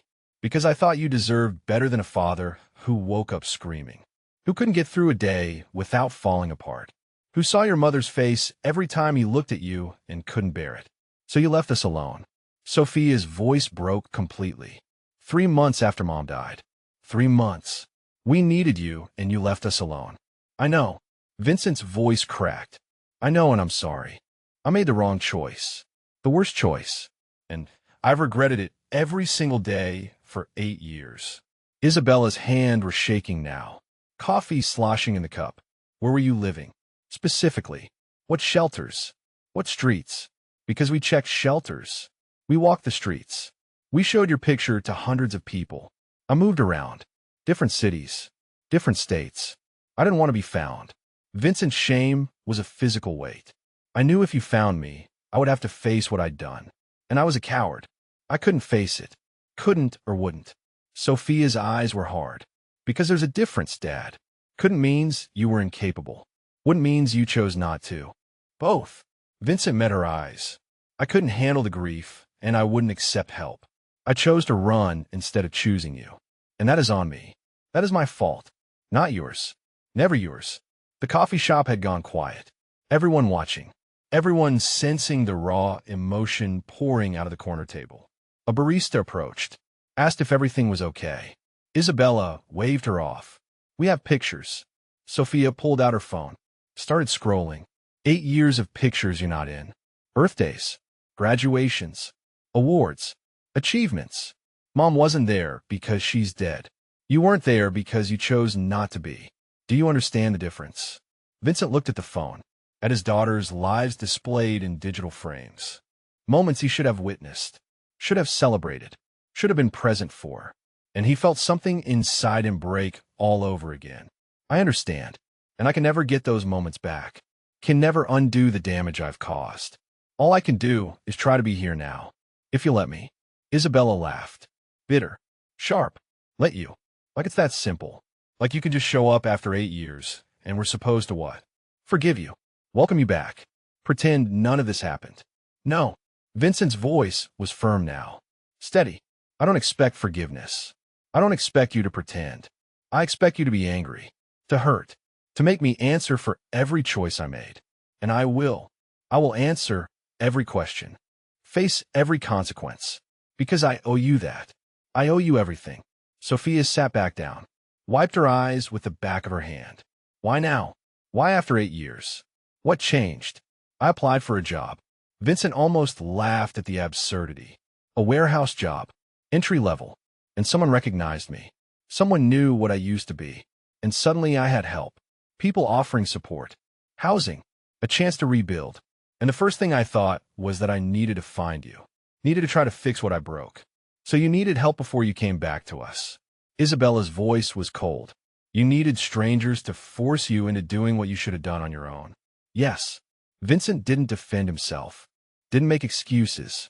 That's exactly right. I wasn't strong enough to come back without being pushed. And that's another failure. Another thing I have to own. The silence stretched. Vincent stood there, taking it. Taking the anger and the hurt and the years of pain he had caused. He deserved all of it and more. Finally, Isabella spoke. Voice quieter now. We saw the video, the one that went viral, of you at the interview. The HR director calling you a fraud. And then that man, Mr. Chun, defending you, explaining who you were, what you did in the army. Vincent nodded. That was yesterday. Yesterday. Sophia shook her head. This all happened yesterday. And we're meeting you today. That's how fast you moved once you decided to find us. 8 years of nothing, and then 24 hours. Dr. Hayes called you as soon as I asked her to. Vincent's voice was gentle. I didn't know if you'd want to see me. Didn't know if you would say yes. But I had to try. Had to give you the choice. The choice. Isabella looked at her sister. Then back at Vincent. You know what choice we didn't get? The choice to have our father at Mom's funeral. The choice to have support while we grieved. The choice to have a parent during the hardest years of our lives. I know, and I can't change that. Vincent felt tears finally escape, trace down his face, fall onto the table between them. All I can do is stand here and tell you that I love you, that I never stopped loving you, that I thought about you every single day, and that I am so sorry for the pain I caused. Love. Sophia's voice was soft now, wounded. You loved us so much you abandoned us. I loved you so much I thought you deserved better than me. Vincent's voice broke completely. I was wrong. I see that now. But at the time, I genuinely believed I was doing the right thing. The only thing I was capable of. Isabella looked at Sophia. Some silent communication passing between them. Years of being twins. Of being all each other had. Of surviving together when their family fell apart. Then Isabella looked back at Vincent. We're not ready to forgive you. We're not ready to have you back in our lives like nothing happened. But we're willing to talk, to keep meeting, to see if there's something left to rebuild. Vincent's knees nearly gave out. That's more than I deserve, more than I had any right to hope for. We're doing this for us. Sophia's voice was firm. Not for you, because we need answers. We need closure. We need to understand. And maybe if you keep showing up, if you keep being honest, we can find a way forward. I'll show up. Vincent's voice was steady despite the tears. Every time, whenever you want, for as long as you need. I promise you that. Okay. Isabella stood. We have to go. We have a study group in 20 minutes. But we'll meet again. Next week. Same time. Same place. Vincent nodded. I'll be here. His daughters walked past him, toward the door. And then Sophia paused. Turned back. Just for a second. Dad. Her voice was small. Broken. We really did miss you. Then she was gone. Both of them disappearing into the evening, leaving Vincent standing alone in a coffee shop with tears on his face and hope at his chest for the first time in 8 years. Vincent stood outside the coffee shop for 10 minutes after his daughters left. Just stood there, unable to move, unable to process what had just happened. Chin found him there, Took one look at his face and didn't ask questions. Just opened the car door and waited. They didn't forgive me. Vincent's voice was hollow as he got in. They're angry. They have every right to be angry. But they agreed to meet again. Chen pulled into traffic. That's something. That's more than nothing. They said they missed me. Vincent stared out the window, at the city passing by, at the world that kept moving even when his had just been shaken to its foundation. Sophia said it, right before she left. We really did miss you. And I don't know what to do with that. You take it. You hold it. You let it be enough to keep showing up. Chen's voice was gentle. This is the beginning, Vincent, not the end. Healing doesn't happen in one conversation. The phone in Vincent's pocket buzzed. He pulled it out. A text from an unknown number. But he knew who it was before he even opened it. This is Isabella. Dr. Hayes gave us your number. We're not ready to text regularly, but we wanted you to have this. Below the message was a photo. Recent. Both daughters in their Georgetown sweatshirts. Standing in front of a library. Studying together. Living their lives. Vincent stared at the photo until his vision blurred. Until Chun had to pull over because Vincent was shaking too hard to hide it anymore. They sent me a picture. His voice broke. They wanted me to see them. To know what they look like now. That's trust. Chen's voice was firm. Small trust, but trust. They're giving you pieces. Testing to see if you'll handle them carefully. Vincent saved the photo. Set it as his phone background. Stared at it for the rest of the drive back to his apartment. When they arrived, Dr. Hayes was waiting in the lobby. She stood when she saw them. Read Vincent's face in an instant. How did it go? Vincent couldn't speak. Just showed her the photo on his phone. Hayes looked at it, then at Vincent. Then she did something unexpected. She hugged him. Brief. Professional. But genuine. They're reaching out. That's huge. That's everything. They're so angry. Vincent's voice was muffled against her shoulder. And they should be. I destroyed everything. Hayes pulled back. Looked him in the eyes. Yes, they're angry. And yes, you caused incredible pain. But they showed up. They stayed. They agreed to meet again. And they sent you that photo. Those are not the actions of daughters who are done with their father. Those are the actions of daughters who are testing to see if he's real. If he's going to stay. What if I mess this up? What if I can't be what they need? Then you try again. Hayes's voice was firm. There's no perfect way to do this, Vincent. There's only showing up. Being honest. Doing the work. One day at a time. She pulled out her tablet. Started making notes. We need to get you into counseling. EMDR therapy for the PTSD. Family therapy when they're ready. And a support group. Other veterans who are rebuilding relationships with a estranged family. You need to hear their stories. No, you're not alone in this. Vincent nodded. Whatever it takes. I'll do whatever it takes. Good. Hayes made more notes. And Monday, you start work. Normal routine. Structure. Purpose. All of that helps. Give you something to focus on besides the waiting. Chen spoke up. I've been getting calls. About the video. News outlets want interviews. Veterans organizations want you to speak at events. There's a foundation offering to sponsor your housing long-term. Vincent's head spun. I don't want to be famous. I just want to rebuild my life. I know. Chen's voice was understanding. But your story is out there now. And it's helping people. I've had 3 calls from veterans who saw the video and reached out for help because of it. Who saw you getting support and realized they could ask for it too. That stopped Vincent. 3 people. 3 so far. And it's only been 2 days. Hayes pulled up something on her tablet. Turned it to show Vincent. Your story is being shared in veteran communities across the country. People are talking about hidden homelessness, about the gap between service and civilian life, about the shame that keeps people from asking for help. I never meant to be a symbol. Nobody ever does. Chen smiled slightly. But symbols matter. Stories matter. And yours is reaching people who need to hear it. Vincent looked at the photo on his phone again. At Isabella and Sophia.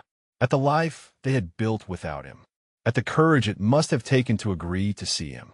If it helps other people, then okay. I'll do interviews. I'll speak. Whatever needs to happen. But my daughters come first. Always. I'm not going to let helping strangers become an excuse to fail them again. Agreed. Hayes closed her tablet. Your daughters are the priority. Everything else is secondary. And speaking of priorities, you need to eat. When was the last time you had a real meal? Lunch. Yesterday. With Chun. Hayes looked at Chun. Take him to dinner. Make sure he eats. And Vincent. She fixed him with a stern look. You need to take care of yourself. Sleep. Food. Exercise.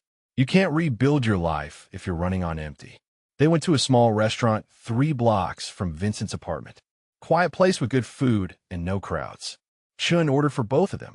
Made sure Vincent actually ate instead of just pushing food around his plate. Tell me about Monday. What should I expect? Chun wiped his mouth with a napkin. You'll meet with the security team. Review our current protocols. Look for weaknesses. Suggest improvements. It's consulting work. You set your own hours.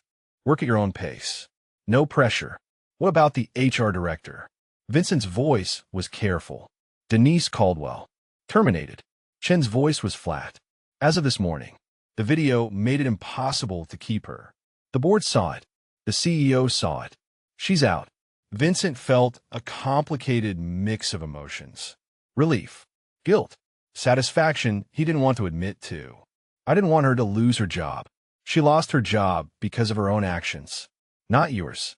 Chen was firm. She had complaints before. From other candidates. Other veterans. This was the final incident in a pattern of behavior.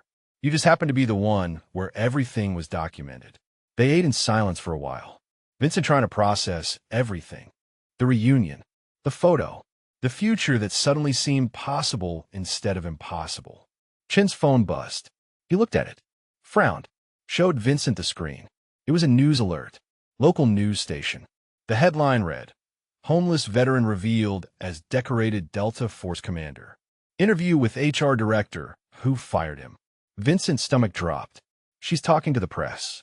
Chun scrolled through the article. His face darkened. She's claiming she was unfairly terminated. That she was doing her job. That the video was taken out of context. Was it? Vincent's voice was quiet. Chun looked up. Met his eyes. No. If anything, the video doesn't show how bad it was. I was there for the last part. I didn't see the beginning. But what I did see was more than enough. You were being humiliated. Accused. Treated like you were worthless. Vincent looked down at his plate. Maybe I was worthless. Maybe she saw what I saw in the mirror. Stop. Chen's voice was sharp. You're not worthless. You're a man who served his country with distinction. Who saved lives. Who faced impossible situations and made impossible choices. And who then faced a different kind of impossible and broke under it. That doesn't make you worthless. That makes you human. Vincent's hands tightened on his fork. Then why do I still feel like I don't deserve any of this? The job, the help, the second chance with my daughters. Because you've spent 8 years punishing yourself. Chun leaned forward. 8 years believing you deserve to suffer. That kind of thinking doesn't disappear overnight. But it can change. With time. With therapy. With evidence that you're worthy of good things. What evidence? The fact that your daughters agreed to see you again. The fact that they sent you that photo. The fact that 3 veterans reached out for help because of your story. Chen's voice was intense now. The fact that you're sitting here, eating dinner, trying to build a life instead of giving up. That's evidence, Vincent. That's proof that you're more than your worst moment. Vincent's phone buzzed. Another text. From Isabella. Just 2 words. Good night, Dad. Vincent stared at the message. Tears blurring his vision. Showed it to Chun wordlessly. Chun smiled. See. Evidence. Vincent typed back with shaking fingers. Good night, sweetheart. I love you. He hesitated before sending it. Wondered if it was too much. Too soon. Sent it anyway. 3 dots appeared. Isabella was typing. Then stopped. Then started again. Then stopped. Finally, a response came. We know. 2 words. But they meant everything. They meant his daughters remembered. Remembered that he had loved them once. Were willing to consider that maybe he still did. That maybe love hadn't been enough to keep him from leaving, but it had been there all along. Vincent showed the message to Chun. To Hayes, who had joined them at the restaurant. Both of them reading it. Understanding what it meant. This is good. Hayes's voice was warm. This is really good. They're communicating. They're testing the waters. Keep responding. Keep being present. Keep showing them you're not going anywhere. Vincent saved the message. Added it to the collection of evidence that maybe, possibly, his daughters might find a way to let him back into their lives. The rest of dinner passed in quiet conversation. Plans for Monday. Therapy appointments scheduled. Support group meetings arranged. The architecture of a new life being built piece by piece. When Shin dropped Vincent back at his apartment, he paused before getting out of the car. Thank you. For everything. For seeing me. For believing I was worth helping. You were worth helping. Chin's voice was certain. And Vincent, tomorrow, when you wake up in your apartment instead of shelter, remember that. Remember that you're rebuilding. That you're trying. That you're not alone anymore. Vincent nodded, went inside, climbed the stairs to his third-floor apartment, unlocked the door, stepped into a space that was his. He looked at the photo of his daughters on his phone, at the messages they had sent, at the evidence that healing was possible even when it seemed impossible. And for the first time in 8 years, Vincent Cole went to sleep believing that maybe, just maybe, he deserved to wake up tomorrow and keep trying. Monday morning arrived with autumn rain drumming against Vincent's apartment windows. He stood in front of the mirror wearing clothes that fit. Appropriate suite. Dark gray. Professional. The kind of outfit a senior security consultant would wear to his first day at a defense contractor. He barely recognized the man looking back at him. The phone buzzed. Shin texting. I'm downstairs when you're ready. No pressure. Take your time. Vincent picked up his briefcase. The same worn leather one he had carried through 8 years of homelessness. But now it contained actual documents. Security clearance paperwork. His DD-214. The credentials that proved Vincent Cole had been someone important before he became invisible. The company's lobby was different than he remembered from the interview. Brighter. Less intimidating. Or maybe he was different. Maybe having a reason to be there, having a right to walk through those doors, changed everything. Shin met him at security, handed him a badge with his photo and name. Vincent Cole, senior security consultant. The laminated card felt impossibly heavy. Ready. Shin's voice was steady. Supportive. As I'll ever be. They took the elevator to the 12th floor. Security operations. A large open room with monitors displaying feeds from cameras throughout the building. Half a dozen people working stations. All of them looked up when Vincent and Shin walked in. Everyone, this is Vincent Cole. He's joining us as a senior consultant. He'll be reviewing our protocols and helping us identify vulnerabilities. Shin gestured around the room. Vincent, this is the team. A woman in her 40s stood, extended her hand. Sarah Hernandez, head of security operations. It's an honor, sir. I saw the video. What happened to you? What that woman said, it was disgraceful. Vincent shook her hand. Thank you. But that's behind us now. I'm here to work. The rest of the team introduced themselves. Former military, most of them. Army, Marines, Air Force. They looked at Vincent with a mix of respect and curiosity. Some had clearly researched him, knew about Operation Silent Thunder, about Mogadishu, about the call sign Wraith. One of them, a younger man, maybe 30, stepped forward. Sir, I was with the 75th Ranger Regiment. Second deployment, Kandahar, 2011. We studied your tactics in training. The Damascus extraction is still used as a case study. Vincent felt uncomfortable with the reverence. That was a long time ago. Different life. Still matters. The Ranger's voice was firm. Still saves lives. The techniques you developed, the protocols you wrote, they're still in use. Still bringing people home. Shun gave Vincent a tour of the facility, showed him the monitoring systems, the access controls, the response protocols. Vincent listened, observed, and slowly something clicked. The part of his brain that had been dormant for 8 years, the part that analyzed threats and calculated responses and saw patterns others missed, began to wake up. Your perimeter camera coverage has blind spots. Vincent pointed to a monitor. Here. And here, someone with training could approach from the east side without being detected until they're within 30 feet of the building. Sarah pulled up a schematic. You're right. We've been meaning to address that, but it kept getting pushed down the priority list. It shouldn't be. Vincent's voice carried the authority of someone who had spent decades thinking about security. Not for a defense contractor. Not with classified materials in the building. That blind spot is an invitation. Shin smiled. This is exactly what we need. Fresh eyes. Someone who thinks like an operator instead of an administrator. They spent the morning reviewing systems. Vincent finding weaknesses, suggesting improvements. The work felt natural, familiar, like putting on an old uniform and discovering it still fit even after years in storage. At lunch, Chen took him to the executive dining room. Quiet, private. They sat by windows overlooking the city. You're good at this. Chen cut into his food. Better than good. The team respects you already. It feels strange. Being useful again. Being someone other than the homeless guy people avoid on the sidewalk. You were always useful. You just couldn't see it. Chen paused. How are you feeling about tonight? Tonight was the second meeting with his daughters. Same coffee shop. Same time. Vincent had been trying not to think about it all morning. Trying to focus on work instead of the terror of potentially losing them all over again. Terrified. Hopeful. I don't know. He looked down at his phone. At the photo of Isabella and Sophia. They hadn't texted since the goodnight messages. 3 days of silence. 3 days of wondering if they had changed their minds. They'll show up. Chen's voice was certain. They said they would.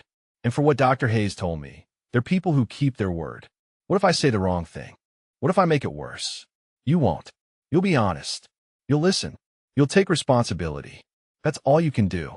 Chen set down his fork. Vincent, I need to tell you something.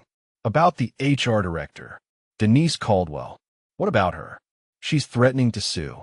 The company. You. Me. Wrongful termination. Defamation. She's claiming the video was edited. That it doesn't show the full context. That she was just doing due diligence on a suspicious candidate. Vincent's stomach dropped. Is she right? Was she just doing her job? No. Chen's voice was flat. Absolute. She was on a power trip. She made assumptions based on your appearance. She accused you of stolen valor without any evidence. She created a hostile environment. Everything she did violated company policy and basic human decency. But now she's trying to destroy what I'm building. Vincent's hands tightened on his napkin. She's going to drag this out. Make it public. Use me to get her job back. She's going to try. Chen leaned forward. But we have documentation. We have the full video. We have witness statements from people who were there. And we have your service record. When her lawyers see what they're up against, they'll advise her to drop it. And if they don't, then we fight. And we win. Chen's expression was hard. Because you did nothing wrong. You showed up for a job interview. You were respectful even when being disrespected. And you have the right to move forward with your life without being attacked by someone who misjudged you. Vincent's phone buzzed. He looked down expecting work email. Instead, it was a text from Sophia. Still on for tonight. 6 o'clock. Please don't be late. His heart lurched. 3 simple sentences. But they meant his daughters were still willing to try. Still willing to show up. He showed Chen the message. Chen smiled. See, they're coming. They want this as much as you do. I don't want to let them down again. Then don't. Show up. Be present. Be honest. That's all they're asking for. Chen stood, ready to get back to work. The afternoon passed in meetings. Vincent presenting his findings to the security team. Watching them take notes. Implement suggestions in real time. It felt good. Productive. Like he was contributing something valuable instead of just taking up space. At 5 o'clock, Chen appeared at his office. Small space. Window overlooking the parking lot. Desk with a computer and a photo frame Vincent had brought from his apartment. The picture of Isabella and Sophia at 10 years old. Before everything fell apart. Time to go. Chen had Vincent's coat. Your daughters are waiting. The drive to Georgetown was quiet. Vincent's nervousness building with every block. Chen pulled up to the coffee shop. Same spot as before. Through the window, Vincent could see them. Already there, sitting at the same corner table. Waiting. What if this is worse than last time? What if they're more angry? Then you take it. Chen's voice was gentle. You take whatever they need to give you. Because that's what parents do. They show up even when it's hard. Even when it hurts. Especially when it hurts. Vincent got out of the car. Walked to the door. Pushed it open. The bell chimed. Both daughters looked up. This time, Isabella stood. Walked toward him. And before Vincent could process what was happening, she hugged him. Brief. Tentative. Like she was testing to see if he was real. If he would stay. Idat. Her voice was soft. Careful. You came. I said I would. Vincent's voice cracked. I'll always come. Whenever you want me. For as long as you need. Sophia remained seated, arms crossed, face harder than Isabella's. But her eyes were wet. And when Vincent sat down across from them, she didn't look away. We have questions. Sophia's voice was controlled. Lots of questions. About where you were. What you were doing. Why you didn't come back sooner. I'll answer all of them. Vincent met her eyes. Whatever you need to know. Whatever you need to understand. I'm here. Isabella sat back down. Pulled out a notebook. She had been preparing. Writing down questions. Organizing her thoughts the way medical students do when faced with something complex. Start at the beginning. Tell us about the day you left. What you were thinking. What made you walk out? Vincent took a breath. Looked at his daughters. At the pain in their eyes. At the courage it took to sit across from the father who had abandoned them and demand answers. And he began to speak. Started from the moment Elena died. The hospital room. The decision to take her off life support. The sound she made when the machine stopped. The absolute certainty that he had failed to protect the most important person in his world. He told them about coming home to a house full of her things. Her coffee cup still in the sink. Her coat still on the hook.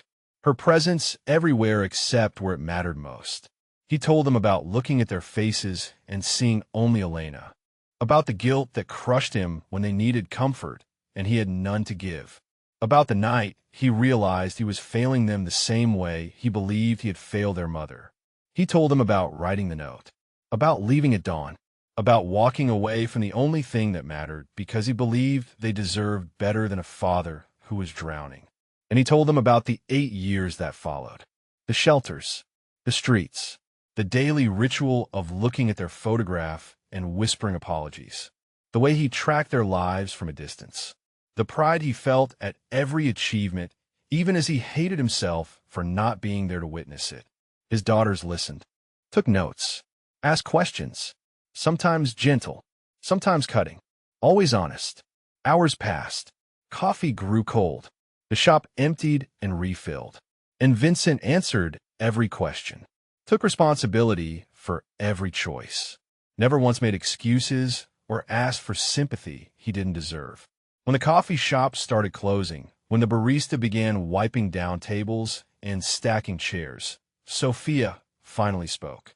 We're not okay with what you did. We're not going to pretend this is fine. But we understand it better now.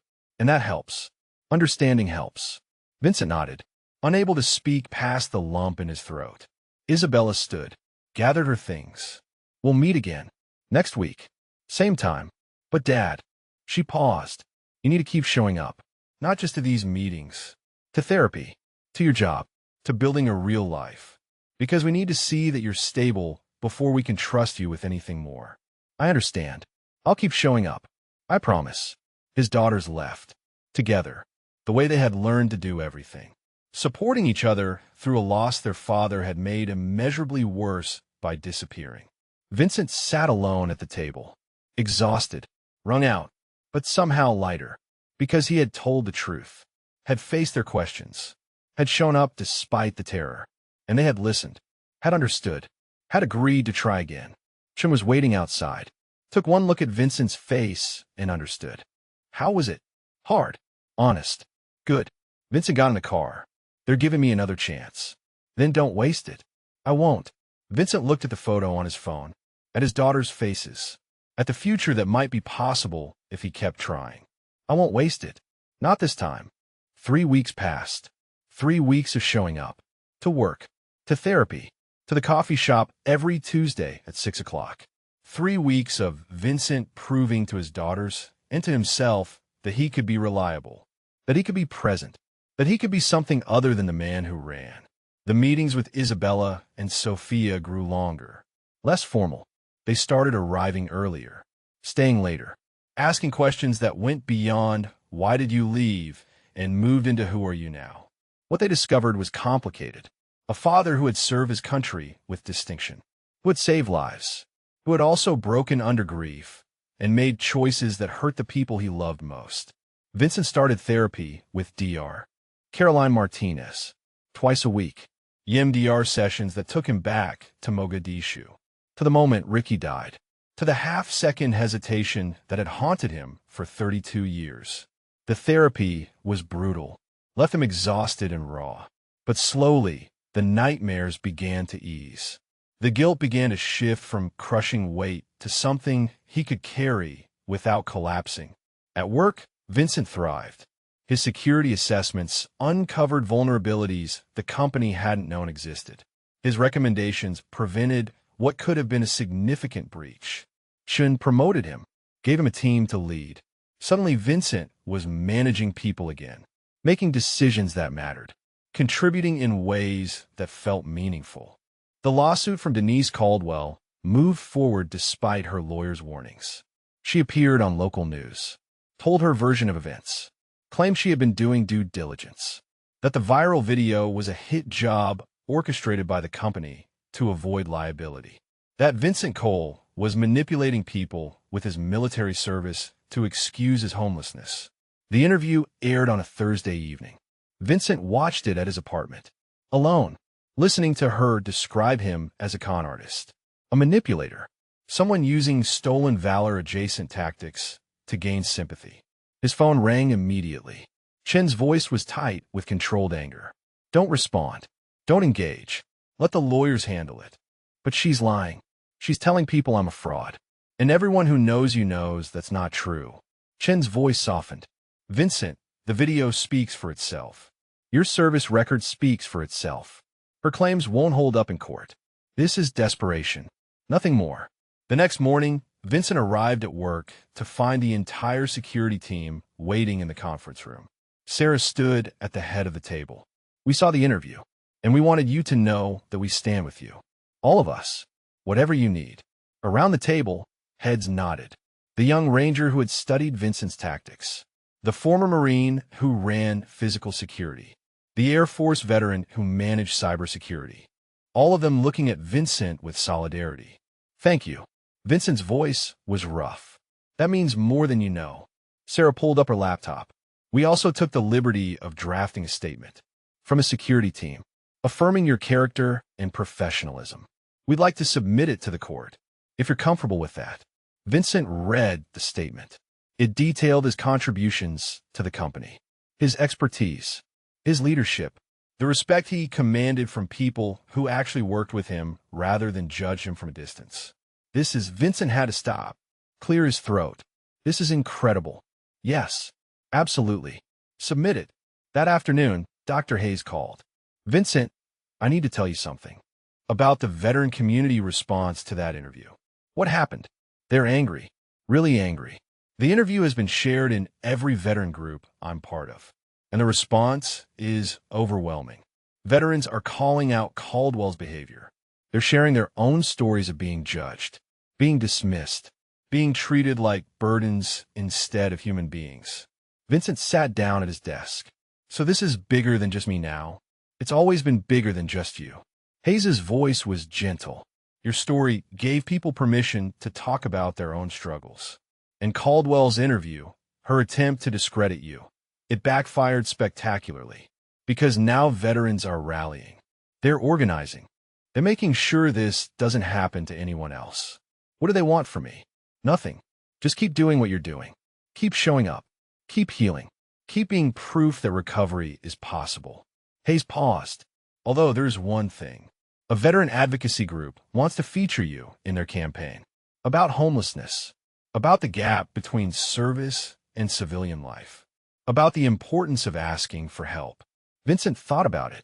About being a public face for something so personal. I'll do it. If it helps even one person reach out instead of suffering alone, I'll do it. That evening was Tuesday, 6 o'clock. Vincent arrived at the coffee shop to find Isabella and Sophia already there. But this time, they weren't at their usual corner table. They were standing near the door, waiting for him. We saw the interview. Isabella's face was pale, angry. The one where that woman called you a con artist. Vincent's stomach dropped. I'm sorry you had to see that. I know it's complicated. No. Sophia's voice was sharp, fierce. It's not complicated. She's lying. She's trying to destroy you because she got caught being cruel and now she's facing consequences. You don't have to defend me. Vincent's voice was quiet. You have every right to believe what you want about me. We're not defending you. Isabella stepped closer. We're defending the truth. We were angry at you. We're still angry at you. But angry for the right reasons. For leaving us. Not for some made-up story about stolen valor. Sophia pulled out her phone. We wrote a response. To the news station. We're your daughters. We're identified by name. We explained that you abandoned us. That you caused real pain. But we also explained that you served with distinction. That your military record is real. That whatever else you did wrong, you earned those credentials. Vincent felt his throat close. You don't have to do that. You don't have to put yourselves in the spotlight. We want to. Isabella's voice was firm. Because if we let our lies stand, then we're complicit. And we're not going to let some bitter woman who judged you for being homeless rewrite history. Whatever happened between us, whatever healing we're still working through, the truth matters. They showed him the statement. It was careful, honest. It acknowledged Vincent's abandonment while defending his service. It was the kind of nuanced truth that only people who had lived through the complexity could write. Vincent couldn't finish. Couldn't find words big enough. We're not doing it for you. Sophia's voice was soft now. We're doing it for us. Because we need to own our story too. And part of our story is having a father who was a decorated veteran and also someone who left us. Both things are true. And we're not letting anyone tell us which truth matters more. The statement was published the next day. Isabella and Sophia Cole, daughters of Vincent Cole. Their words were measured. Powerful. They didn't excuse their father's abandonment. But they also didn't allow Denise Caldwell to use his lowest moment to erase his highest achievements. The response was immediate. Veterans flooded social media with support. News outlets picked up the story. Suddenly, the narrative shifted from wrongful termination lawsuit to larger conversation about how society treats veterans experiencing homelessness. Caldwell's lawyers withdrew the lawsuit 2 days later. Quietly, without comment. The legal threat that had hung over Vincent disappeared as quickly as it had appeared. Shin called him into his office. It's over. The lawsuit is dropped. You're clear. Vincent sat down, processed the information. Just like that. Just like that. Your daughters changed everything. Their statement, their credibility, their willingness to speak truth even when it was complicated. Caldwell's lawyers saw that and knew they couldn't win. I need to thank them. You already did. Shin pulled up his phone, showed Vincent a text. From Isabella. Tell Dad we're proud of him. For showing up. For doing the work. For not running when things got hard. Vincent stared at the message. They're proud of me. They are. And Vincent, they want to do Thanksgiving together. At their apartment. They texted Dr. Hayes to ask if you were ready. If it would be too much too soon. Vincent's vision blurred. Thanksgiving. With his daughters. At their home. What did Dr. Hayes say? That it's your choice. That you should only say yes if you're ready. But she thinks it could be good. A next step. Shun leaned forward. Are you ready? Vincent thought about it. About sitting at a table with Isabella and Sophia. About trying to be a father in their space. About the possibility that they might actually want him there. Yes. I'm ready. Tell them yes. That night, Vincent sat in his apartment looking at the photo of his daughters. The same photo he had carried for 8 years. The same faces he had traced in the dark. The same guilt he had carried like stones in his chest. But now there was something else. A text thread with real communication. Plans for Thanksgiving. The word proud appearing in a sentence about him for the first time in 8 years. He pulled out his phone, typed a message to both daughters. Thank you for defending me. Thank you for telling the truth. And thank you for inviting me to Thanksgiving. I'll be there. I promise. 3 dots appeared. Isabella typing. Then Sophia. Then both together. The response came. We know you will. You've been showing up. That's all we asked. See you Tuesday. And Dad, we're working on it. The forgiveness part. We're not there yet, but we're working on it. Vincent read the message 3 times. We're working on it. Not a promise. Not a guarantee, but a commitment to try. A willingness to keep showing up the same way he was showing up. He set the phone down, looked around his apartment, at the life he was building, at the job that gave him purpose, at the therapy that was helping him heal, at the daughters who were giving him a chance he didn't deserve but desperately needed. And Vincent Cole, who had once believed he didn't deserve to be saved, finally began to believe that maybe he was worth the effort everyone was putting into helping him rebuild. Maybe, just maybe, he was worth saving after all. 6 months later, Vincent stood outside a brownstone apartment building in Georgetown. February wind cut through his coat, but he barely felt it. His hands held a bakery box containing pumpkin pie. Store-bought. He hadn't learned to bake yet. Maybe his daughters could teach him. The weekly coffee shop meetings had evolved, moved to their apartment, became dinners, became conversations that stretched late into the night, became a relationship that looked less like strangers negotiating peace and more like a family learning to exist together again. It wasn't easy. Some nights ended in tears, in arguments, in Isabella or Sophia saying things that needed to be said even though they hurt. Vincent took it all, answered every question, accepted every consequence, never ran, never hid, just showed up and tried. Thanksgiving had been awkward. 3 people who shared DNA and history, but not recent memory, trying to find common ground, trying to build something from the rubble of what had been destroyed. But they had gotten through it. And Christmas, and New Year's, each holiday a little easier, a little more natural. Vincent rang the doorbell, heard footsteps inside. The door opened, and Sophia stood there wearing a Georgetown Medical School sweatshirt. Both daughters had been accepted to the medical program, starting in the fall, following in their mother's footsteps. Elena had been a nurse, had always dreamed of becoming a doctor, but died before she could apply. Idat, Kulmin, you're early. Traffic was lighter than I expected. Vincent stepped inside. The apartment smelled like garlic and tomatoes. Isabella was cooking, something with pasta. She had learned from Elena's mother, from the grandmother Vincent had failed to stay in contact with during his 8 years of running. Isabella appeared from the kitchen, wiping her hands on a towel. Hey, good, you're here. I need your opinion on something. She led him to the living room, pointed to the wall. We're thinking of putting photos up, family photos, but we don't know if you'd be comfortable with that, given everything. On the coffee table were frames, pictures of Elena, of the girls as children, of family gatherings from before, and newer photos from the past 6 months. Vincent with his daughters at the Kennedy Center, at a Nationals game, at Georgetown's campus during a tour. I think you should. Vincent's voice was steady. Your mother should be on that wall. And if you want me there too, I'm honored. But Elena comes first. Always. Sophia sat on the couch. We've been talking. About Mom. About how she would feel about all this. About you coming back into our lives. And what do you think she would say? Isabella sat down next to her sister. We think she'd be angry at you. For leaving. For making us go through this alone. But we also think she'd be glad you came back. That you got help. That you're trying. Your mother was better than me in every way.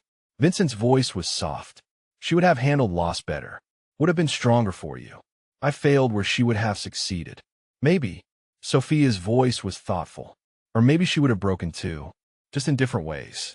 We'll never know. But Dad, we've been in therapy too. Learning about grief. About trauma. About how people respond to impossible situations. And what have you learned? That you're human. Isabella looked directly at him. That you made terrible choices. That you hurt us badly. But also that you were dealing with combat trauma we didn't know about. With survivor's guilt from Mogadishu.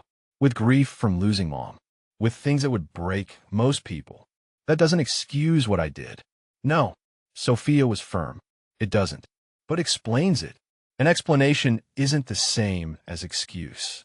We can understand why you broke without agreeing that leaving was the right choice. Vincent sat in the chair across from them.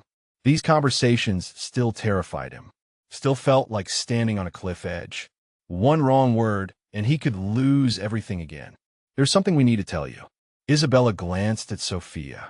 We've been invited to speak at a conference on veteran family mental health. About our experience. About being the children of a combat veteran who experienced homelessness. Vincent's chest tightened. You don't have to do that.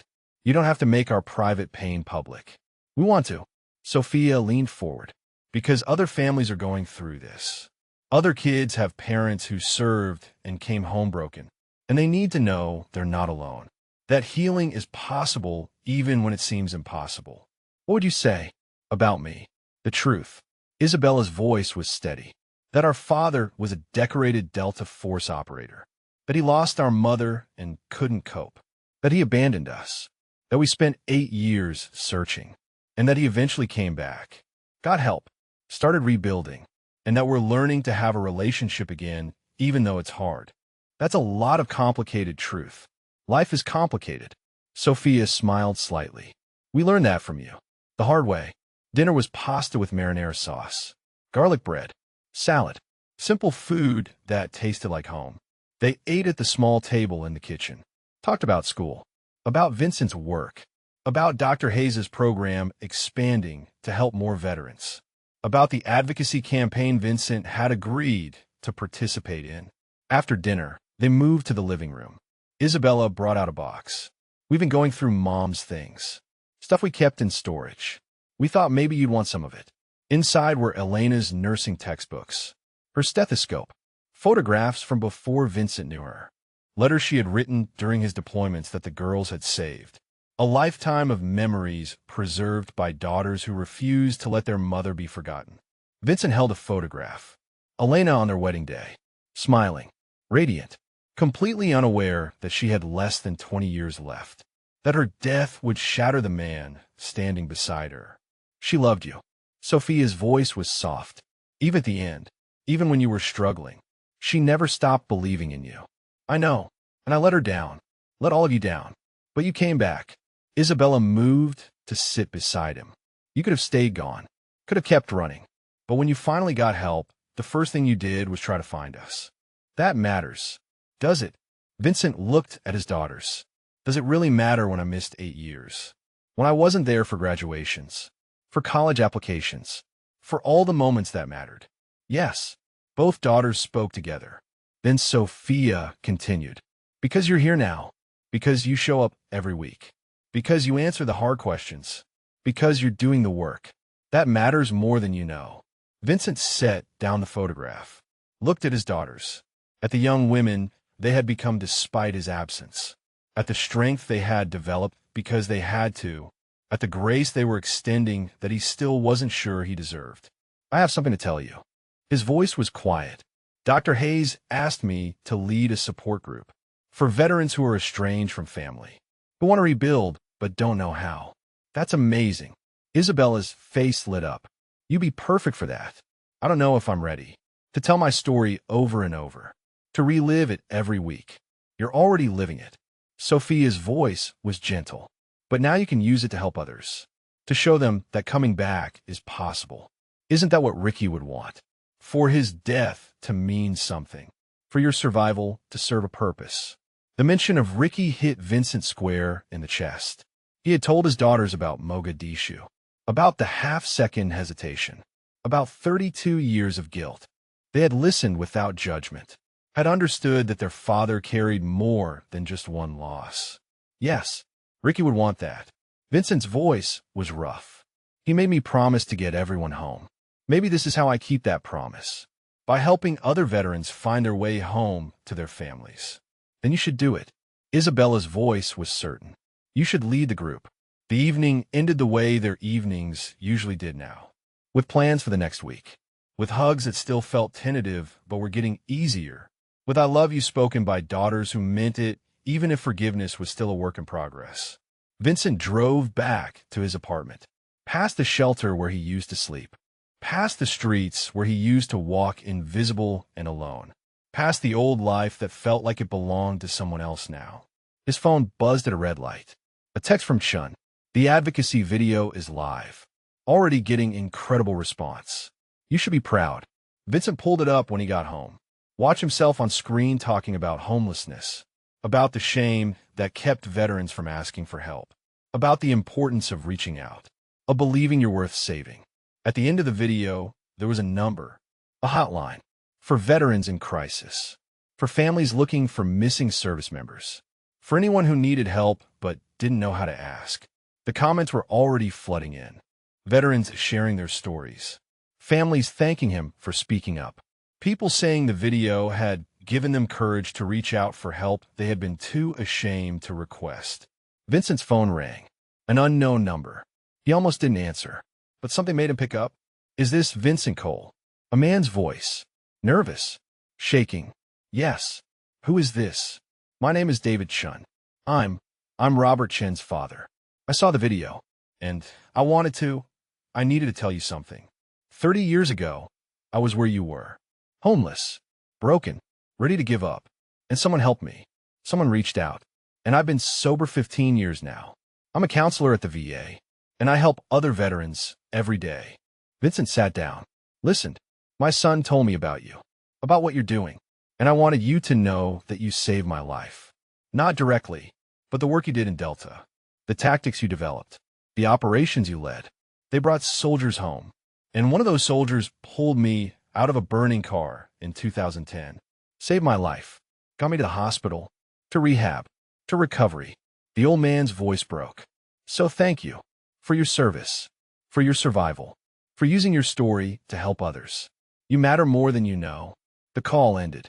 Vincent sat in his apartment holding the phone, thinking about ripples, about how one action leads to another, about how Ricky's death had led to Vincent's survival, how Vincent's survival had led to operations that brought soldiers home, how those soldiers had gone on to save lives, to help others, to create ripples that spread far beyond anything one person could see. He pulled out his briefcase, the old worn leather one, removed Ricky's dog tags, held them up to the light. Still here, brother. Still trying. And I'm finally starting to understand that surviving isn't betraying you. It's honoring you, carrying forward what you taught me, helping others the way I should have helped myself years ago. Vincent set the tags on his dresser, next to the photograph of Elena, next to the new picture of Isabella and Sophia from Christmas. 3 people he had lost. 2 he was learning to have back. 1 he would carry forever. His phone buzzed one more time. A text from Isabella and Sophia. Group message. Just 3 words. We're proud, Dad. Vincent read it through tears. Saved it. Added it to the collection of evidence that maybe he was worth the effort. That maybe redemption was possible. That maybe, just maybe, broken things could be put back together even if the cracks still showed. He went to bed that night in an apartment that was his, with a job that gave him purpose, with daughters who were learning to love him again, with a future that looked nothing like the past 8 years of darkness.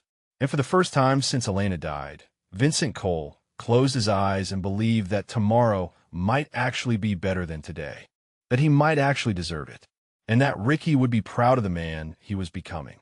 Not the soldier he used to be, but the father, the helper, the survivor who chose to turn his pain into something that served others. Still here, still trying, and finally starting to heal.